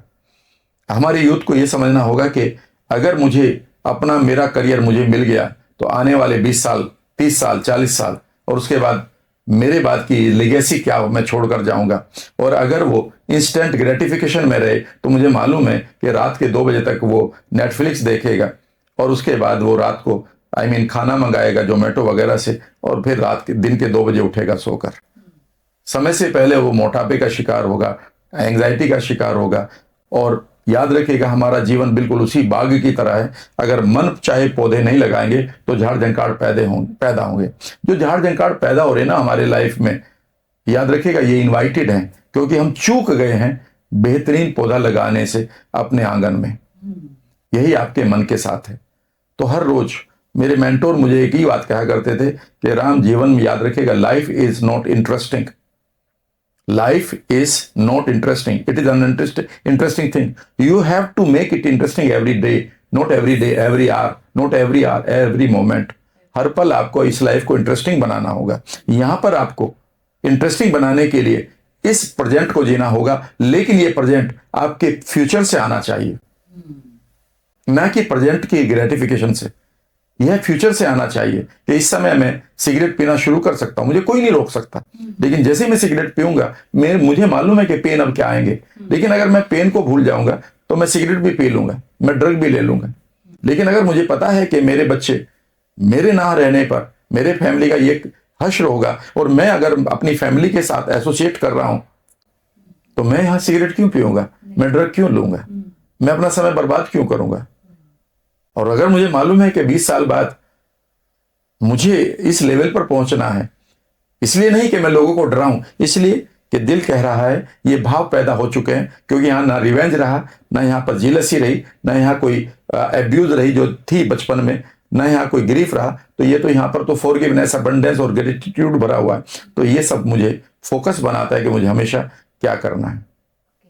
इसका मतलब ये जो हमारा फोकस है वो कंटिन्यूसली बना ही हुआ है, लेकिन वो जो हमारी प्रेजेंट है, प्रेजेंट मोमेंट में जो हम कर रहे हैं, उसमें हमें ये समझना होगा कि पहले मैं फ्यूचर में जाकर के देखूं जैसे आपने उस बच्चे का बताया Yes. कि आप पहले उसको प्रेजेंट से उठा करके लेके गए फ्यूचर तक, एंड फिर फ्यूचर से आप उसको वापस लेके आए यहाँ पे प्रेजेंट तक। एग्जैक्टली। हाँ, तो फिर ये वही वही हमारी सारी बातें हैं। ये जो अभाव का जो है वो हमने काटा, भाव जो है वो जागृत किया, उसकी एक आंख से जो आंसू टपका, वहां से हमें समझ में आ गया कि इसका जो भाव है ये जागृत हो गया। यानी कि जो स्टूडेंट्स हैं या जो भी अपने करियर में बहुत कुछ आगे करना चाहते हैं, उनको ये प्रेजेंट से निकल करके पहले अपने फ्यूचर को जाकर के देखना होगा, फिर वापस आना होगा। अब यहाँ पे प्रेजेंट से शुरुआत करनी होगी कि कैसे करूं, फिर वापस फ्यूचर में देखना होगा, फिर वापस प्रेजेंट में आकर के शुरुआत करनी होगी। और ये बार बार जितनी बार रिपीट किया जाएगा उतना ज्यादा यहाँ प्रेजेंट से हम उस ग्रोथ को या जो भी हम यहाँ से स्टार्ट करना चाहते हैं यहाँ से स्टार्ट कर पाएंगे। जो मैं समझ पाई, मुझे ये समझ में आया, ये बहुत ही ब्यूटीफुल और पावरफुल लगा sir. Thank you so much. ये सच में बहुत ही अच्छा और पावरफुल था। बेसिकली हमें एक मेथड भी मिला समझने के लिए कि हम इस प्रकार से अभी से भी स्टार्ट कर सकते हैं सोचना कि प्रेजेंट में अगर कुछ गड़बड़ चल रही है, आपके अच्छे नंबर नहीं आ रहे, आप फेल हो रहे हो, या करियर में कहीं लग रहा है कि डावाडोल सिचुएशन है, तो आप आगे चले जाओ, फ्यूचर में देखो एंड देन प्रेजेंट करो, है ना सर? Yes, very true. और कई बार आप रिवार्ड भी नहीं देख पाते हैं, तो कई बार आप पेन देख लो। If I fail what will happen to me. याद रखिएगा, पेन उससे भी ज्यादा बड़ा मोटिवेटर है। The best motivator is pain. If I fail what pains I may face in life. अगर मैं फेल हो गया जीवन में तो क्या क्या पेन होंगे। और हमारा माइंड इस तरह से वायर्ड है कि हम अपने पेन्स को हमेशा अवॉइड करना चाहते हैं, चाहे हमें कितनी भी मेहनत करनी पड़े। हमारी बॉडी की एक स्पेशल शक्ति तभी पैदा होती है जब हमारे सामने बहुत बड़ा पेन आ जाता है, तो उस समय हम एक कोई नई शक्ति जागृत कर लेते हैं। तो याद रखिएगा, जब भी हम प्रेजेंट में फंसे हुए हैं, कोई भी फंसा हुआ है, प्रेजेंट में आपके पास डिप्रेशन है, प्रेजेंट में आप ये कह रहे हैं कि मेरे पास प्रोक्रेस्टिनेशन है, मेरा मन नहीं लगता, मुझे मजा नहीं आ रहा, इसका सिंपली मीनिंग ये है कि आपके पास फ्यूचर का ना तो पेन का आपके पास कोई फ्रेम है और ना ही कोई बड़े रिवार्ड का। तो आपके पास कोई ना कोई पेन होना चाहिए अवॉइड करने के लिए, ताकि आपके माइंड को पता हो। इसका मतलब ये नहीं कि आप इसे अट्रैक्ट कर रहे हैं, इसका मतलब है कि थ्रेट क्या क्या आ सकती हैं। इसीलिए आपकी कार में हमेशा एक ब्रेक भी होता है, एक्सेलेटर नहीं होता, ब्रेक भी होता है। वो इसका मतलब ये नहीं है कि वो ये मैनिफेस्ट कर रहा है कि एक्सीडेंट होगा। ये शो कर रहा है कि any threat may be there, so we need to stop the car. तो ब्रेक इज देयर और हमारे पास एक्सेलेटर भी है। यही हमारा विजडमफुल गेम है। अगर हमारे पास दोनों ही चीजें नहीं है फ्यूचर की, तो हम अपने प्रेजेंट में यही तय नहीं कर पाएंगे कि मुझे जाना कहाँ है। और हमारे लिए जो हमारी मंजिल ही तय नहीं है, तो हर राह हमारी अपनी राह बन जाती है। वही है कि अगर हमने प्लांट नहीं किया तो झाड़ जंगल वहां पर उगेंगे। यस, मुझे ये बात से ये बड़ी क्लैरिटी मिल गई। ओके सर, तो अब जो मैं आपसे बात करना चाहूंगी ना, वो ये करना चाहूंगी कि रिलेशनशिप, यहाँ पर बहुत प्रॉब्लम्स है। और आज का जो टाइम है रिलेशनशिप्स को लेकर के, रिश्ते टूट रहे हैं, ब्रेकअप्स हो रहे हैं, डिवोर्स हो रहे हैं, लोग खुश नहीं है रिश्तों में, दे आर नॉट हैप्पी। एक अलग ही तरह का पेन। अब रिलेशनशिप एक डिप्रेशन का कारण बन चुका है, बहुत बड़ा कारण बन चुका है कि रिश्तों में दरार आना, टूटना, पेन होना, किसी एक पर्सन को पाने के लिए उसके पीछे भागना, ये सारी चीजों में अगर हम NLP को लगाते हैं, किसी मेथड को समझते हैं, तो हम किस तरीके से अपने रिश्तों को अच्छा बना सकते हैं, हम अपने रिश्तों के अंदर कैसे मैनिफेस्ट कर सकते हैं, ब्यूटी ऐड कर सकते हैं, अपने रिश्तों को हमेशा के लिए अच्छे चलते रहे हमारे रिश्ते, हम इसके लिए क्या कर सकते हैं सर? देखिए, जब हम रिश्ते की बात करते हैं तो रिश्ता या रिलेशनशिप नाउन नहीं है, यह एक वर्ब है। वर्ब का मतलब है, एक वर्ब से आई है, उसका नाम है रिलेट। या रिलेट एक वर्ब होती है, एक क्रिया होती है। तो बेसिकली हमें क्वालिटी ऑफ रिलेटिंग को समझना होगा, कैसे हम रिलेट कर रहे हैं किसी चीज के साथ। पहली गड़बड़ तो जो होती है, जो मैं अपने 34 सालों में देखा कि लोग खुद की ही इमेज के साथ रिलेट नहीं कर रहे हैं।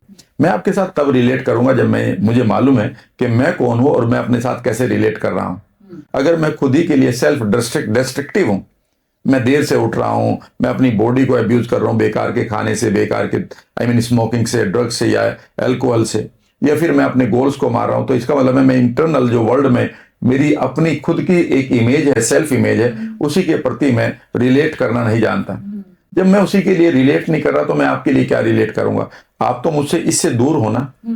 तो समझने की कोशिश करिएगा, जब आप दूसरों से रिलेट करना चाहते हैं तो पहली चीज है आप खुद के साथ रिलेट करें। यहां पर आपको एक चीज समझनी होगी और वो है आपका अलाइनमेंट। आप किसी भी चीज के साथ रिलेट करने के लिए आपको एक अलाइनमेंट करना होगा। कई बार हम सिर्फ आदमी की बात कहते हैं, मैं इसके साथ रिलेशनशिप में हूं। मैं ये कहता हूं नहीं, तुम इसके साथ रिलेशनशिप में नहीं हो। समझने की कोशिश करिए, इस आदमी का आपके जीवन में होना यह तय करता है कि इस समय तुम उस आदमी की प्रेजेंस से खुद को रिलेट करने के लिए मोटिवेट हो रहे हो। खलील जिब्रान का एक सेंटेंस है जिसे मैं एनएलपी में लागू करता हूं। उसमें यह है कि जब तुमने मेरी आंखों में देखा और मुझे आई लव यू बोला, तो तुमने मुझे आई लव यू नहीं बोला, बल्कि तुमने मुझे मेरी आंखों में अपनी छवि को इतना खूबसूरत देखा और उस छवि को इतने खूबसूरत देखकर तुमसे रहा नहीं गया और तुमने खुद को बोला है आई लव यू। जीवन में याद रखिएगा, रिलेशनशिप, जब हम किसी आदमी के साथ रिलेट करते हैं और उसके साथ एक प्यार का भाव महसूस करते हैं, याद रखिएगा वह प्यार आपको दे नहीं रहा। वो प्यार की जो ग्लैंड्स आपके पास सूखी पड़ी थी, उस आदमी के होने से वो तरबतर हो रही है। आपको इसका समझना होगा। जैसे ही मुझे किसी के ओरा में जाकर ऐसा लगता है कि यहां मेरी एक चेयर पड़ी है और उस चेयर पर मैं बैठता हूं तो मुझे सुकून मिलता है, तो इसका मतलब है कि मैं उसके साथ रिलेट करना शुरू कर दिया है। लेकिन वहां पर जाकर अगर मैंने उसके जीवन में उसके उस ओरा को बर्बाद करना शुरू कर दिया तो थोड़े दिन बाद वो मेरी कुर्सी वहां से हटा देगा। ठीक है ना? और फिर मुझे लगता है मैं तो अलग हूं और फिर मैं कहता हूं या नहीं, आई डोंट रिलेट, हम वो नहीं रहे।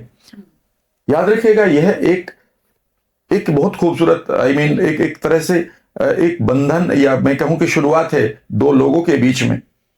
लेकिन हम क्या करते हैं, यहां पर गड़बड़ करने लगते हैं। यहां पर अगर आप एनएलपी का यूज करेंगे तो मैं कई बार लोगों से कहता हूं तुम शादी कर रहे हो, शादी किससे कर रहे हो? उसने कहा लड़की से, नेचुरली। ओके, तो मैं कहता हूं कि कैसी लड़की चाहिए? वो कहता है कि लड़की चाहिए खूबसूरत हो, लंबी हो, पढ़ी लिखी हो। ठीक है, बिल्कुल ठीक बात है। मैं लड़कियों से भी पूछता हूं, मुझे कई बार कार्ड देते हैं कि बेटा किससे शादी कर रहे हो? सर लड़का कैसा लड़का चाहिए? सर यंग चाहिए, हेल्दी, गोरा, बढ़िया, पैसे वाला। ठीक है, आगे समझने की कोशिश करिए। मैं उस लड़के से बोला कि 3-4 साल बाद जो तुम्हें ब्यूटी चाहिए वो तो नहीं रहेगी वहां पर। आपके घर में 2 बेबी आए, वो तो ब्यूटी नहीं रहेगी। वो फिजिकल हेल्थ भी नहीं रहेगी। उसका वो उस तरह से आपकी तरफ केयर भी नहीं कर पाएगी, क्योंकि जितनी केयर उसे बच्चे को देनी पड़ेगी। और तुम्हारे जीवन में वैल्यू क्या थी इस शादी में, इस रिश्ते में जाने की? I want a beautiful girl. और वो ब्यूटी तो खराब होगी और आपका माइंड एकदम से क्या कहेगा? It is not the same person, and now you will start dissociation and you will start associating with someone else. और यहां से अब पेन आएगा। उन्होंने कहा यही तो हो रहा है सर, लेकिन अब इसका इलाज क्या है? मैं बताता हूं। इलाज ये है कि सबसे पहले जब भी आप रिलेट करें, तय करें कि इस रिलेशनशिप का मिशन क्या है, पर्पज क्या है। जब आप शादी कर रहे हैं, चलो शादी की बात कर लेते हैं, रिलेशनशिप वहीं टूट रहे हैं, तलाक हो रहे हैं, पहला पर्पज क्या है आपका? पहला पर्पज है कि आप एक दूसरे के साथ रहें, शेयर करें, एक दूसरे को दुख को महसूस करें, जिसको हम कंपैशन कहते हैं, करुणा को महसूस करें, एक दूसरे को ग्रोथ दें, एक दूसरे की लाइफ में कंट्रीब्यूट करें। जो हमारे घर में बच्चे हो रहे हैं उन्हें एक अच्छा सिटीजन बनाएं। हमारे जो माता पिता हैं उनके बुढ़ापे को बेहतरीन तरीके से उनको जीने के लिए हेल्प करें। आप कहेंगे हाँ पर इसमें तो ब्यूटी नहीं आती, इसमें तो विजडम आती है। इसका मतलब है कि आपने किसी रिश्ते के वैल्यूज को अलग से देखना है और उसके पर्पज को अलग देखना है। जीवन में मिशन अलग है और उसके गोल्स अलग हैं। तो मिशन अगर आपका यह है कि आपको अच्छी जनरेशन पैदा करनी है तो आपको और कंट्रीब्यूट करना है, तो आप इसमें तो याद रखिएगा ब्यूटी नहीं आती, इसमें तो विजडम आती है। और विजडम फुल लड़की को तो आपने ढूंढा नहीं अभी, या तुमने एक लड़के को नहीं ढूंढा। ठीक है, तो जब भी आप रिश्ते को बचाना चाहते हैं तो 4 चीजों को याद करिए। नंबर 1, इस रिश्ते में जो मैं और किसी आदमी के साथ रिलेट कर रहा हूं, इसका पर्पज क्या है? आज हम एक पॉडकास्ट कर रहे हैं, हमारा कोई पर्पज था। ठीक है ना, कि हम एक कंट्रीब्यूट करें, एक दूसरे को बढ़िया तरीके से सपोर्ट करें अपने काम में और सोसाइटी को कंट्रीब्यूट करें, तो पर्पज क्लियर है। जब मैं अपने बिजनेस को करता हूं तो मेरा पर्पज क्लियर है। जब मैं अपना पार्टनर बनाता हूं अपने बिजनेस में तो मेरा पर्पज पहले क्लियर होना चाहिए। उस पर्पज के बाद दूसरी चीज है कि मैं अपने आप को कैसे आइडेंटिफाई करूं, ठीक है ना। तीसरी चीज है कि मेरे लिए इस इस रिलेशनशिप में क्या क्या इंपॉर्टेंट है, उसकी लिस्ट बनाई आपने, कभी नहीं बनाते। और अब इस रिश्ते के लिए बिलीफ क्या है। मैं एक बार एक लड़के के साथ बात कर रहा था, लड़का क्या समझ लीजिएगा 16 महीने की एक बच्ची का फादर था।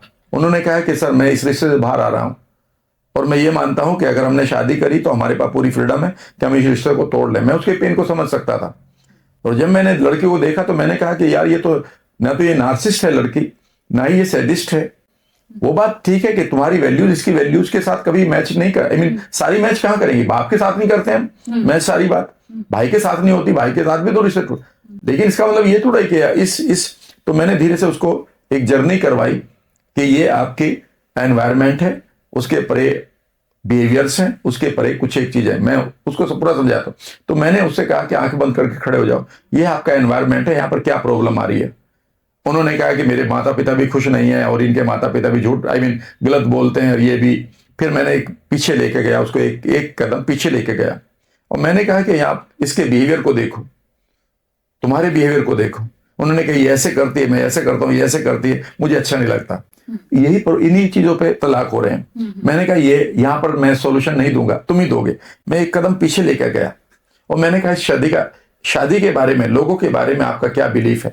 तो उसने कहा कि सर मेरा तो एक ही बिलीफ बन गया है कि मैं यहां पर फंस चुका हूं, ये ट्रैप हो चुका है मेरे ऊपर, ये नहीं सुधरेगी, ये मेरा बिलीफ है, मैं यहां पर कभी ठीक नहीं रह पाऊंगा, ये मेरा बिलीफ है। मैंने एक कदम पीछे रखो, अपनी वैल्यूज को ढूंढो। वैल्यू का मतलब है मेरे लिए क्या इंपॉर्टेंट है। उन्होंने कहा मेरे लिए अब फ्रीडम इंपॉर्टेंट है, मेरे लिए से बाहर जाना इंपॉर्टेंट है, ठीक है ना। मैं एक कदम और पीछे लेके गया। मैंने कहा तुम्हारी पहचान क्या है इस रिश्ते में। उन्होंने कहा मेरी पहचान है कि मैं यहां पर विक्टिम हूं,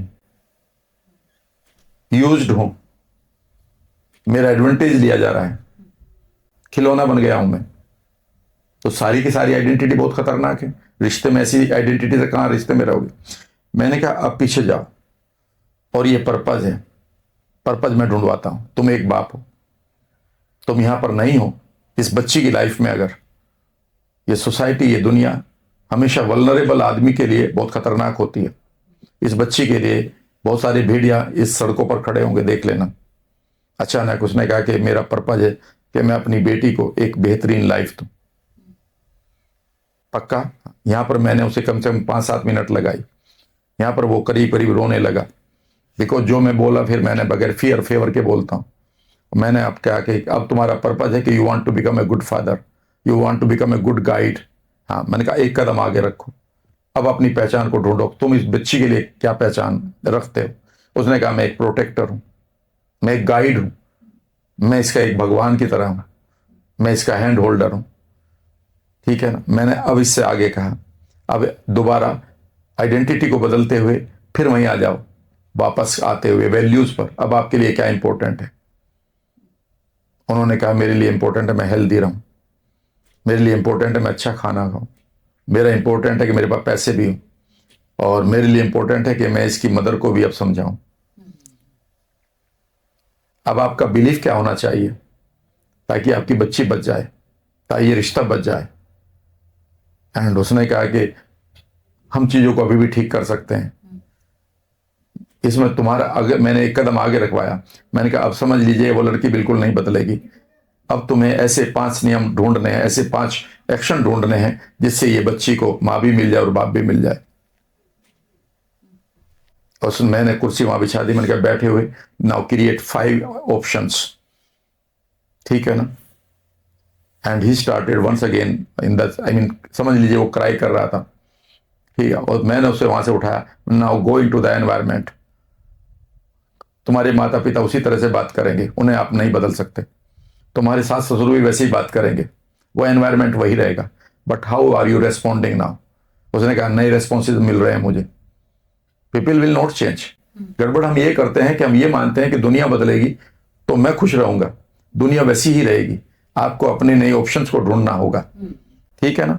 जैसे भी हालात हैं हमने बनाए हैं, हमको ही जीने की सूरत खोजनी होगी। एक लाइन है किसी कवि की। तो उसने कहा कि सर मैंने कहा अभी इस जर्नी को कम से कम 15 बार करते हैं। मिशन ढूंढो, पहचान बनाओ, आपके लिए इंपॉर्टेंट क्या है उसे याद करो, बिलीफ को बदलो, एनवायरमेंट में आ जाओ। एनवायरमेंट में उसी तरह से लोग गालियां देंगे, वो प्रॉब्लम आएंगी, वो तब तक चलती रहेंगी जब तक ये लोग जिंदा हैं, उसके बाद भी चलती रहेंगी, ठीक है ना। फिर इसे करते रहो। एंड सडनली ही फाउंड के सर ऐसा लग रहा है कि my wife is the best person for me. Wow. My saying two is very simple. अगर आप रिलेट भी करना चाहते हैं तो एक छोटा सा रूल है जो मैं लगाता हूं लोगों को, वो किसी किताब में नहीं मिलेगा। जब भी आपके रिश्ते टूटेंगे ना किसी के साथ, वहां पर सिर्फ 2 वर्ड होते हैं, इसकी ड्यूटी ये थी, ये मेरे राइट थे। इसका उल्टा गेम खेलते हैं कभी भी आप। मैं कई बार पति पत्नी को कहता हूं, सर इसको जल्दी उठना चाहिए था, इसे बच्चे को करना चाहिए था, मैं ये कर रहा हूं, सर मेरे लिए खाना बनाना चाहिए इनको। तो ऐसा लगता है कि वो दूसरे की ड्यूटीज को याद कराता है और अपने राइट्स को याद कराता है। फिर वो भी कहती, मैं भी पत्नी हूं, मेरी लाइफ में भी ये होना चाहिए, इसे ये करना चाहिए, मेरा ये होना चाहिए, इसे ये करना चाहिए। मतलब she reminds the duty of the person और शी नोज अपने राइट। मैं इसका उल्टा करता हूं, मैं कहता हूं एक पेन लेके बैठो, 1 घंटे तक आप नहीं बैठे उठेंगे, अलग अलग रूम में जाइए, अलग अलग चेयर पे बैठिए, एक दूसरे की तरफ पीठ कर लीजिएगा, लिखिएगा इस जीवन में, इस रिश्ते में दूसरे आदमी के राइट क्या क्या है और तुम्हारी ड्यूटी क्या क्या है। कभी भी आप लिख कर देख लीजिएगा। आपकी लाइफ में आपके पार्टनर की, ठीक है ना, मैं कई बार लोगों से कहता हूं, भैया तू 11 बजे उठता है, तेरी वाइफ को भी तो ये अधिकार है कि वो भी 12 बजे उठ जाए, उसको भी अधिकार है कि वो तुम्हारा पैसा लेकर अपनी शॉपिंग कर ले, उसे भी अधिकार है कि वो किटी पार्टी में जाकर अपनी फ्रेंड्स के साथ, उसे भी अधिकार है कि वो अपने माता पिता की सेवा करने के लिए उन्हें इस घर में रखे या उनके घर में जाकर 4-6 महीने रहे, उसे भी अधिकार है कि वो तुमसे कह दे कि अपना नाश्ता। लेकिन तुम्हारे राइट्स क्या तुम्हारी ड्यूटीज क्या क्या है, उस ड्यूटी के ऊपर काम करना शुरू कर दो। इतनी फ्लेक्सिबिलिटी आपके पास है नहीं। आप ये मानते हैं कि दूसरा आदमी ठीक होगा तो मैं ठीक हो जाऊंगा, ये कभी नहीं होगा। ये तो बिल्कुल एक ऐसा गेम है जो कभी नहीं पूरा होगा। ये तो वही वाली बात है कि tigers should be non vegetarian, tiger should be vegetarian, नहीं वो नॉन वेजिटेरियन रहेंगे। अब आपको रहना है इस दुनिया में, ठीक है ना, अब आपको जंगल में जाना है, लेकिन आपने ये माना कि नहीं टाइगर्स जब वेजिटेरियन होंगे तब मैं जंगल में जाऊंगा, तो फिर जंगल का मजा भी नहीं रहेगा। मैं आपको ये भी बता रहा हूं, फिर टाइगर्स को कोई नहीं देखेगा। समझ गए मेरी बात? कहने का मतलब है कि आपको अपनी अप्रोच के ऊपर फ्लेक्सिबिलिटी के भाव को पैदा करना है। How flexible you are. Yes sir, thank you so much sir. Sir आज बहुत सारे इम्पोर्टेंट पॉइंट्स पर हमने बात की और उसमें से जो सबसे ज्यादा इम्पोर्टेंट था ना, वो मुझे लगा अभाव, जिसमें कि भाव जागृत करना है हमें। अगर हमें कुछ भी मैनिफेस्ट करना है तो अभाव के अ को हटाना है, वो जो भाव है उसे जागृत करना है। जी, भाव को ही यूनिवर्स सुनता है। आपकी इंटेंशन में जो भाव है वही आपके हृदय से उन संवेदनाओं को पैदा करता है जिसको हम हार्ट कोहेरेंस कहते हैं, और एक इलेक्ट्रिक फील्ड क्रिएट होता है हार्ट से। जिन भावों को आप लेते हैं वही अपॉर्चुनिटी आपकी लाइफ में अट्रैक्ट होना शुरू हो जाती है, यानी कि वो मैनिफेस्ट होना हमारी लाइफ में। एग्जैक्टली। भाव रखिए अच्छी सेहत का, अच्छे रिश्तों का, अच्छे पैसे का। तो अगर वो इमेजेस मेरे अंदर पड़ी हुई हैं जो मेरे किसी काम की नहीं है, जो मुझे बीमार कर रही हैं, जो मेरी ग्रोथ में मुझे पीछे लेकर के जा रही हैं, जो मेरे रिश्तों में मेरी ही सेल्फ इमेज को नीचा दिखा रही हैं, मुझे वो सारी इमेजेस को हटाना होगा। अपने अंदर वो भाव जागृत करना होगा जहाँ पे मेरी खुद की सेल्फ इमेज अच्छी हो, मेरे अंदर वो भाव जागृत हो जहाँ पे मेरी ग्रोथ हो, जहाँ पे मेरी सक्सेस हो, जैसे हमने स्टूडेंट्स की भी बात की थी। तो वो बेसिकली अभाव। और एक और जो बहुत इंपॉर्टेंट चीज़ थी जो मैंने आपसे अभी समझी, वो ये थी कि आपका जो इंटेंशन है वो आपको थोड़ा समझना होगा और उसको प्रेजेंट में लाना होगा। मुझे वो सारे आपने जितने अभी मेथड बताए उसके अंदर जो सबसे ब्यूटीफुल और पावरफुल बात है जो आपने अभी कही कि या तो वहाँ रिवॉर्ड चेक करो या वहाँ पेन, कि आपने अगर ये नहीं किया तो आपको वहाँ पर क्या पेन भी मिल सकता है। yes. तो पेन भी हमें बचाता है ना, हर बार पेन नेगेटिव ही तो नहीं होता ना। नहीं, रादर वो कई बार पॉजिटिव होता है। पॉजिटिव होता है। बिकॉज अगर मैं अपने बच्चे को स्कूल नहीं भेजूंगा तो क्या क्या पेन आएंगे, यही इमेज आपको मोटिवेट कर देगी कि आप अपने बच्चे को स्कूल भेजें। हाँ, ये जैसे पेन जरूरी नहीं कि रिवार्ड्स की प्रॉब्लम आए। हाँ। हो सके रिवार्ड्स तो आपने तैयार कर रखे हो, बट पेन्स भी तो आ सकते हैं। तो याद रखिएगा, the first motivator is pain, pain भी हमें बचाती है। Avoiding the pain. अगर हम किसी हाईवे पे जा रहे हैं या हम रोड पर चल रहे हैं, अगर हमारे अंदर डर ही नहीं होगा कि बस मैं तो ऐसे ही क्रॉस कर जाऊं, तो हमारा एक्सीडेंट हो जाएगा। वो जो अंदर एक डर है कि मुझे चेक करना है, इस तरफ भी मुझे चेक करना है, उस तरफ भी मुझे चेक करना है। हम बच्चों को भी सिखाते हैं कि बेटा जब आप रोड क्रॉस करो तो आप अच्छे से देखो कि गाड़ी दूर से आ रही है, कितनी तेजी से आ रही है। तो ये डर है बेसिकली। बिल्कुल वैसे ही मैं ये छोटे एग्जाम्पल्स इसलिए ले रही हूँ ताकि हर कोई इनसे जुड़ सके। कोई खाने का सामान है, बर्तन है, कुकर है, कढ़ाई है, बहुत गर्म है, अभी अभी खाना बना है, तो वो डर अगर नहीं होगा कि यार इधर अगर मैं हाथ लगा तो जल जाएगा, अगर मेरा हाथ यहाँ पर लग गया या मैंने उसी के अंदर से दाल निकालनी शुरू कर दी तो ऐसे तो अजीबोगरीब हो जाएगा ना मेरे साथ। तो वो जो डर है बेसिकली वो पॉजिटिव है जो मुझे बचा रहा है। और ये डर भी होना बहुत ज्यादा जरूरी है क्योंकि ये डर पॉजिटिव है। एक तो वो डर होता है जो एक अनजाना डर होता है सर, कि ना मैं फेल हो गई तो है ना, मेरी लाइफ में ये हो गया तो ओ माय गॉड मैं एग्जाम देने तो जा रहा हूँ लेकिन मेरी तो लाइफ ही ऐसी है, मेरी तो किस्मत ही खराब है। अब वो किस्मत खराब होने का ये डर सा बना हुआ है। बेसिकली जो डर है वो होता ही पॉजिटिव है। अच्छा। फोबिया नेगेटिव होता है। अच्छा, वो फोबिया। अगर मैं रेलवे ट्रैक पर खड़ा हूं और ट्रेन आ रही है तो और मुझे डर लग रहा है, इसका मतलब मैं बिल्कुल ठीक हूं और ये डर बना रहना चाहिए, तभी तो मैं वहां से बचूंगा। सो डर बेसिकली आपकी एक रेशनल भाव है, एक रेशनल फीलिंग है जो आपको बचाने के लिए पैदा हुई है। जो फोबिया है वो इरेशनल है कि वहां वो डर नहीं है, बट आप फील कर रहे हैं कि मैं स्टेज पर जाऊंगा तो मुझे डर लग रहा है। तो स्टेज पर तो आपको कोई कुछ नहीं कह रहा है, कैमरे के सामने लोग डरते हैं, आपको कोई कुछ नहीं कह रहा। तो that is called phobia. Basically हमारी लड़ाई फोबिया से है। अगर कोई भी आदमी ये कहता है कि साहब मैं ट्रेन पर के सामने खड़ा होकर डर नहीं लगे, तो क्या आप ऐसा करेंगे? मैं कहूंगा बिल्कुल नहीं करूंगा और नहीं ये करना चाहिए। आपको ये डर बने रहना चाहिए क्योंकि ये आपके लिए साथी का काम कर रहा है। So always rational fears always save us from the danger. जितने भी रेशनल फियर्स हैं वो हमें डेंजर से बचाते हैं। अगर गहरी 100 फीट की कोई झील है और मैं ऊपर से कूद रहा हूं कि मैं तो डरता नहीं हूं और मुझे तैरना नहीं आता, तो ये गलत है।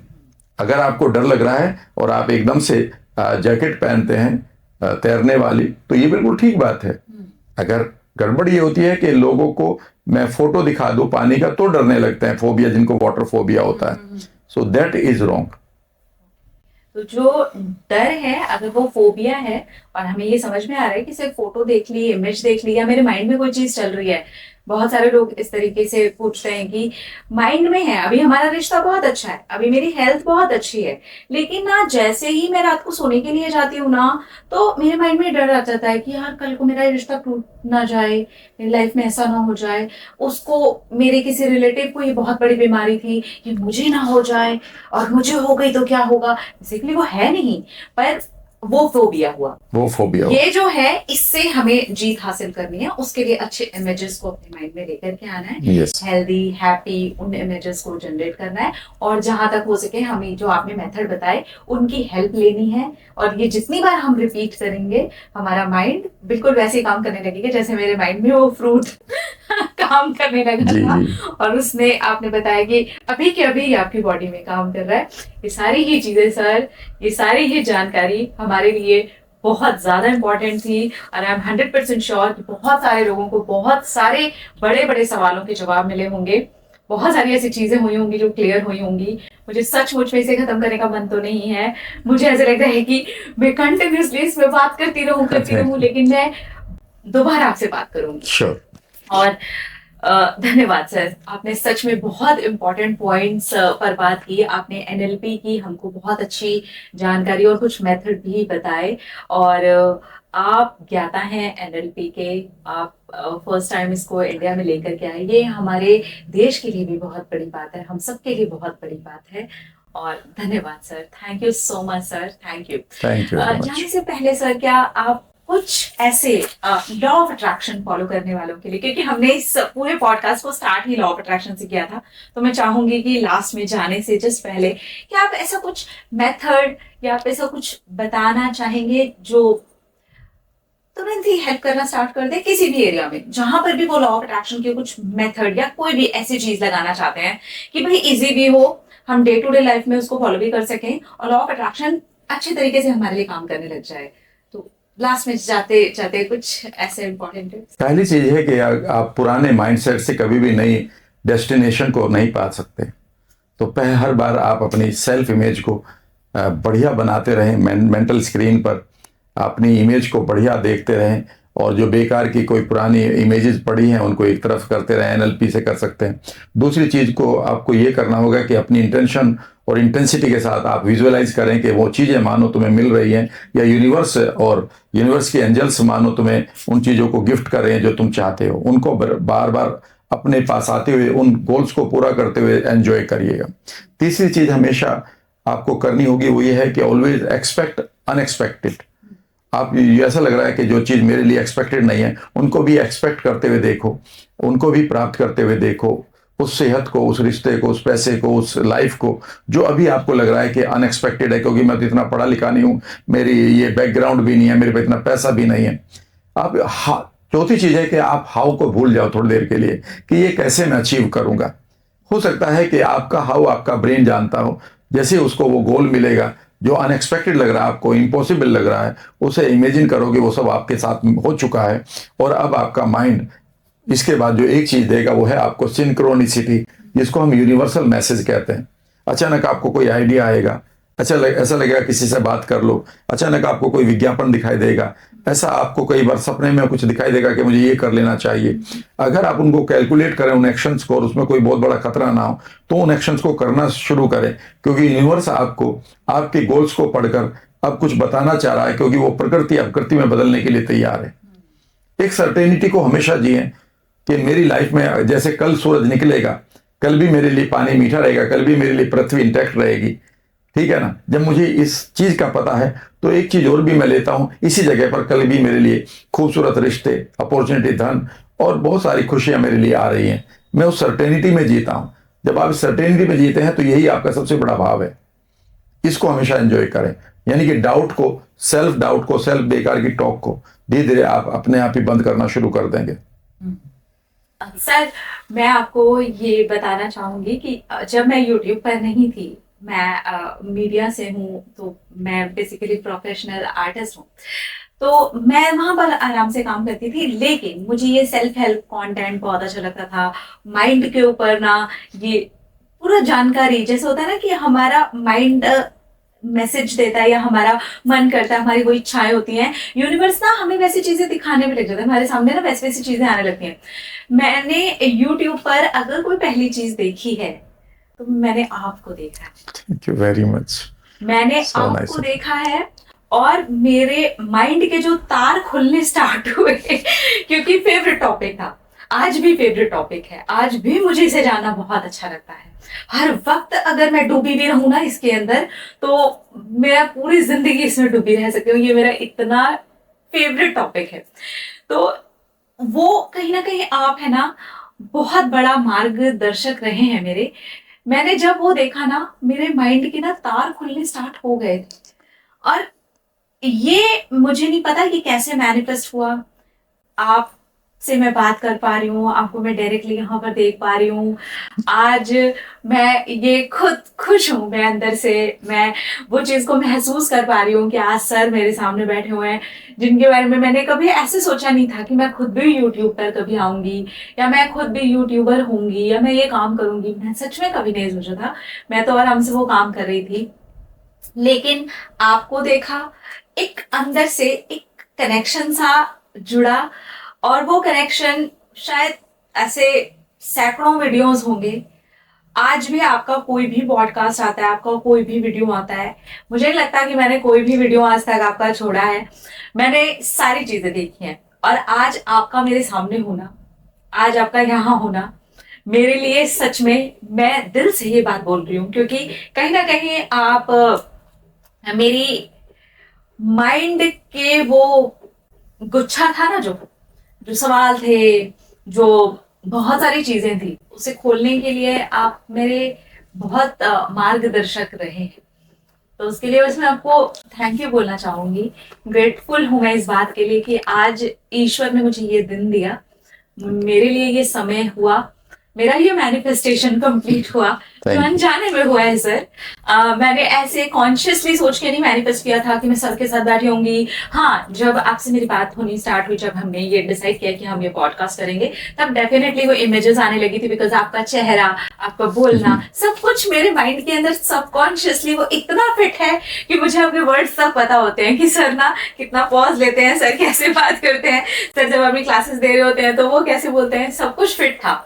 ये इसके पहले जरूर इमेजेस आने लग गई थी, बिकॉज मैं विजुअलाइजेशन में बहुत अच्छी हूँ। आप यकीन नहीं मानेंगे, अभी तक आपने जितने भी मेथड बताए ना, मैं सारे विजुअलाइज कर रही थी। आपने जो बोला ना कि एक होम थिएटर है, उसमें आपके पास एक डिवाइन रिमोट है, आप अपने वीडियोस में भी जब मेथड बता रहे होते हैं ना, मैं वो सारे के सारे विजुअलाइज कर लेती हूँ। अभी आपने वो जो बच्चे का मेथड बताया कि मैं बस बच्चे को आगे लेके गया, फिर पीछे ले गया, सारा कुछ मैं विजुअलाइज कर रही थी। और ये ऐसे लग रहा था जैसे एक टाइम के लिए वीडियो देख रही हूँ, अरे एक टाइम के लिए नहीं, रियलिटी में आओ, अरे सर सामने बैठे हुए हैं। तो thank you so much Thank sir. you. ये कॉन्शियसली तो नहीं कहूंगी, क्योंकि सच में कॉन्शियसली मैनिफेस्टेशन नहीं था, पर यस, यूनिवर्स को पता था कि मेरे सबकॉन्शियस के अंदर सर का इस तरीके से मेरे सामने बैठना ऑलरेडी छप चुका है, जो कि मैनिफेस्ट हो गया है। Thank you. तो धन्यवाद sir, thank you so much sir, thank you so much मेरे चैनल पर आने के लिए आपका बहुत बहुत धन्यवाद। Thank you. Thank you.